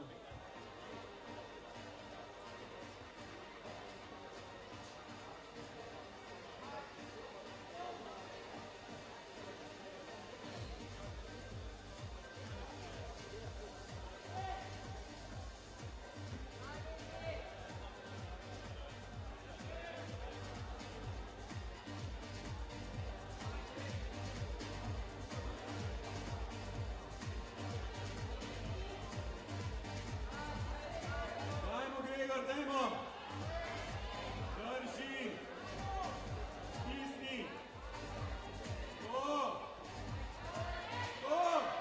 Drži! To! Dajmo, Gregor, dajmo publike, dajmo zdaj! Daj še, moči, dajmo! Question in then from Love Urser on the Twitter feed saying, could you take a chance to explain the rules to a newbie? Of course I can. As we now move towards the last section of the day. So, these are the qualifications. We start with 10 routes. They're up on the wall here. We split them into 2 groups of 5 apiece. So we have a Group B and a Group A with the men, and that only usually happens when we have a large turnout for the men's or the women's. So for this one, we've split them into 2 groups. We have 65 male athletes competing, split down the middle, so half in Group A and half in Group B. And it is the most amount of tops in their 5 problems in the least amount of attempts. So for an example, you can see Tom just starting off now on A3. This would be an attempt, as in fact actually he's being called down for not starting correctly, which the start, you can see there the little holds that are, the pieces of tape that are on the wall next to the holds. He's got to start with all 4 on there. Look, there you are. Just starting there. And every time he moves past them and starts to make an attempt, that counts as an attempt. Now the top is at the very, very top, as you'd expect, and that's marked in tape as well. If you can reach that in 1 attempt, that's called a flash. And that's obviously the best score that these athletes are going to try for. They've not seen these problems before, so they come out and they're given 5 minutes each on each problem to try and make a top, to try and get to the top of the wall in the least amount of attempts. And there's also the bonus hold on the wall as well. You can see that that's been marked in another piece of tape. You'll see another bit of tape on there, about halfway up the wall usually. That's the bonus hold, and that goes to help us if there's a tie. And it's the same system, Love, as we move through into the semis and into the finals as well. The only thing that really changes is either the amount of problems or the time limit. In the finals, when we're down to just 6 athletes for the men's and 6 for the women's, they have a 4+ minute basis where they're given 4 minutes to make their attempts. But if they're off the floor when the 4-minute counter runs out, they can stay on as long as they can, basically, to try and make that last final effort to get up there. But in this case, as we have 2 groups, it's the top 10 from each of those groups coming through, make the 20 that go through to the semi-finals. So 10 from Group A, 10 from Group B for the men's go through to the semi-finals, 20 athletes. And somebody that manages to do all 5 of the problems in, say, 10 attempts is going to be having a higher chance of getting through to the semis than somebody who only did 4 of the problems in 13 attempts, for example. Or even somebody who did all 5 but did it in 11 attempts. They would miss out on the person that did it in 10. So hopefully that clears that up a little bit for you. The excitement about that rule structure and system really starts to build towards the semis and the finals, because that's the case where later on we're looking at the wall thinking, right, if this one person can do this one move right now, they're going to get a medal, or they're going to pump someone else off the podium, or they're going to pip someone else to get something else. So that's where it really starts to get exciting as we move into the finals. and every move starts to count. The formatting really starts to come into its own then. At this point in the day, this is just the qualifications. These are the guys that are going to make it through to the semis and make an attempt at pushing through into the finals. It's the same for the girls as well, for the women's as well later on. So hopefully that clarifies that for you.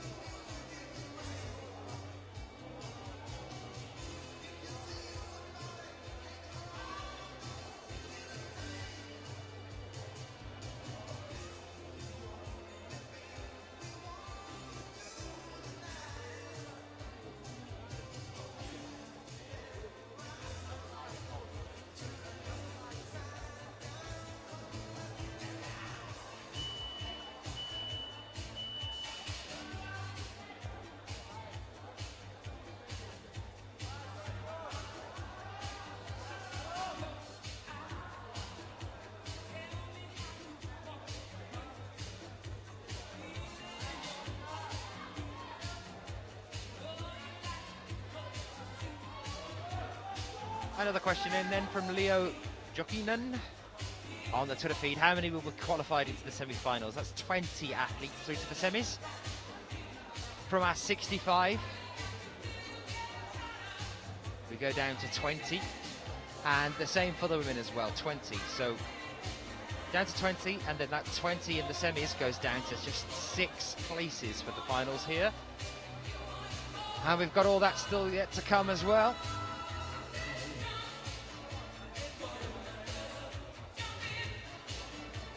Last few seconds.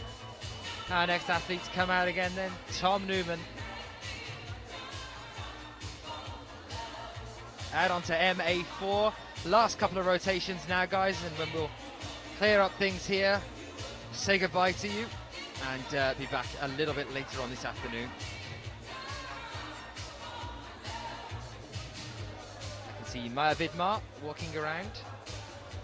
Michaela Tracy for GB. Anna Lehtinen of Finland as well, walking around down here. The girls will be getting ready in a short moment's time and actually be shooed out of the arena for when the route setters get started on resetting the problems here for them a little bit later on.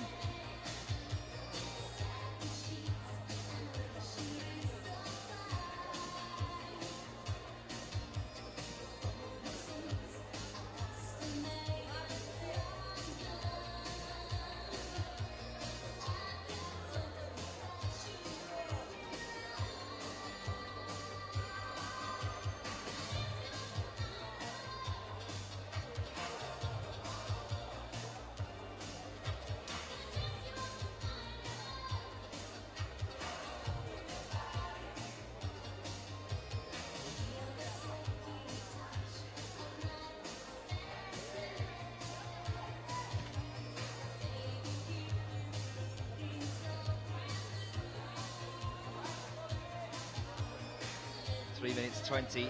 Domen Skopic over on B5. One move away from the top here. This is looking good for Domen, actually. We could see him in the semis. A top there for him, and a round of applause from the home crowd here. Now, I've definitely seen Domen top at least 3. I'm not sure whether he managed the first one. In fact, I don't think he did top B1, but I think he's topped everyone since then, perhaps.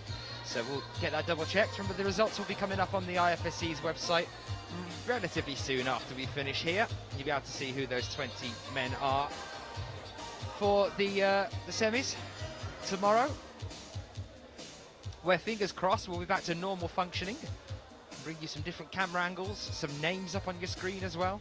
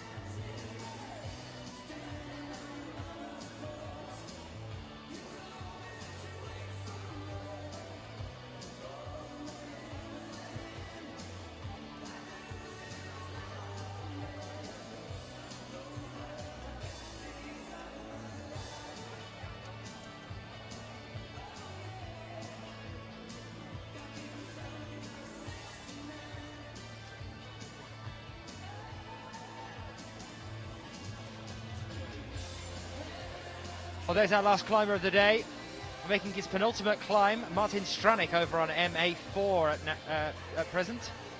Czech Republic. About halfway up the wall here, MA4, which is similar on the B group to B2, which is the one where you wedge yourself into the corner, as you can see he's doing right now. And he's about 3 moves away from the top here.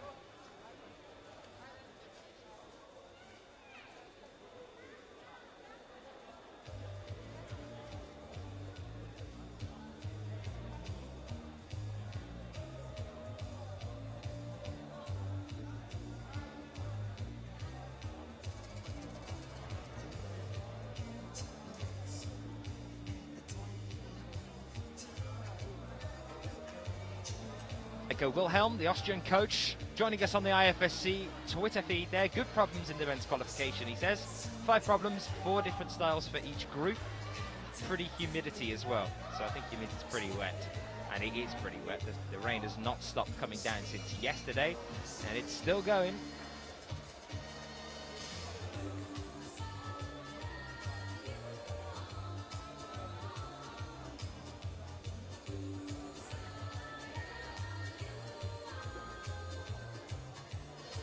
One minute and 20 seconds left.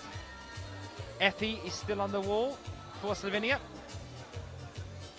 And just 10 minutes then, from now, we will be welcoming Martin Stranik back to make the last climb of the men's qualifications before bidding you guys a fond farewell until later on in the day, where we'll be back at around 4 o'clock.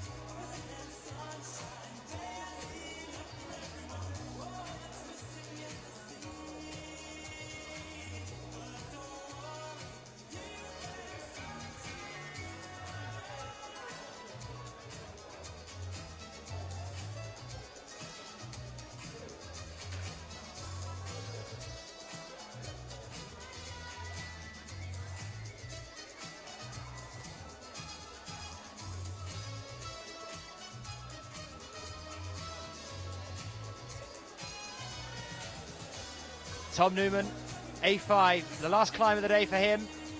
Not a bad run for Tom, considering he's been away for a while. 3 minutes 50 left on the clock. Let's see how he gets on with this final problem over here, that he's cleaning his own wall here around the sloper.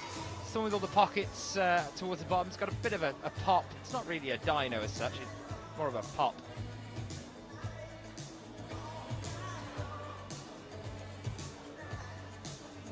And our DJ has definitely taken us into late night love hour at the end of the qualifications.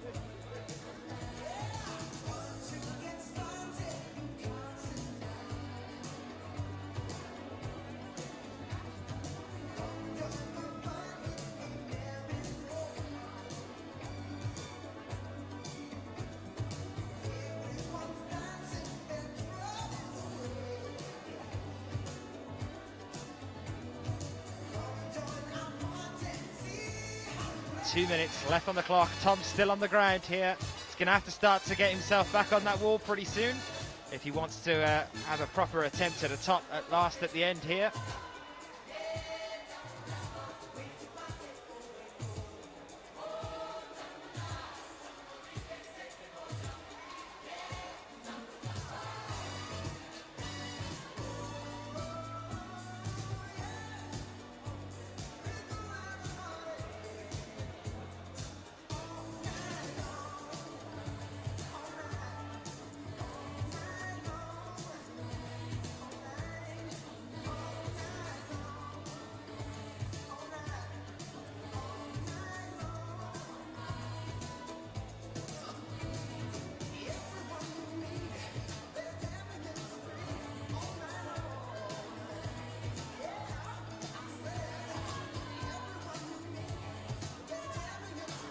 is good, Tom, but you got to get your feet sorted out here. Very nicely done, Tom Newman with the top there at the last. One more rotation, guys, and then that'll be it for us. Tom's done very well there, considering he's been away for so long. Come back and power through that last little section there. Didn't hang about once he'd got a hand onto that sloper. So 40 seconds on the clock and we get ready to welcome Martin Stranik out for the last climb of the men's qualifications. Not long now then, guys, before we say goodbye to you for a short time and then come back a little bit later on in the day. Hopefully you've enjoyed the men's qualifications. The results should be up fairly soon on the IFSC's website. If you're not watching on the IFSC website, if you're joining us on YouTube, you can get onto that by using ifsc-climbing.org, www.ifsc-climbing.org.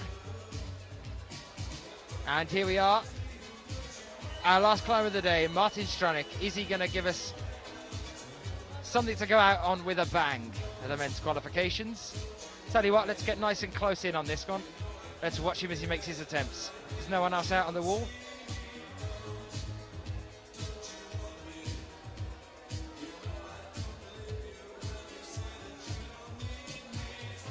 A shout from Rob Smith. Come on, whoever it is climbing now. Very vague, but fine. This is Martin Stranik for the Czech Republic. A5. Rob Smith wanting some excitement.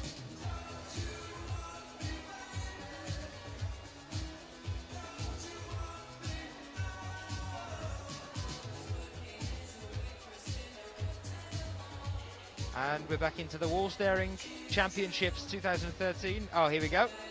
No. We do see some athletes taking a little bit longer than others to assess the wall. Even some of the top-ranked athletes will tend to come out and spend sometimes up to a minute standing in front of the wall, especially if it's the important ones like the semis and the finals. Not to say that the qualifications aren't, but obviously it gets more intense the further into the comp you get. Some of the top-ranked climbers can come out and spend up to a minute staring at the wall before they make an attempt, because remember, these athletes haven't actually seen any of these problems beforehand. And a shout as well saying good effort, Tom.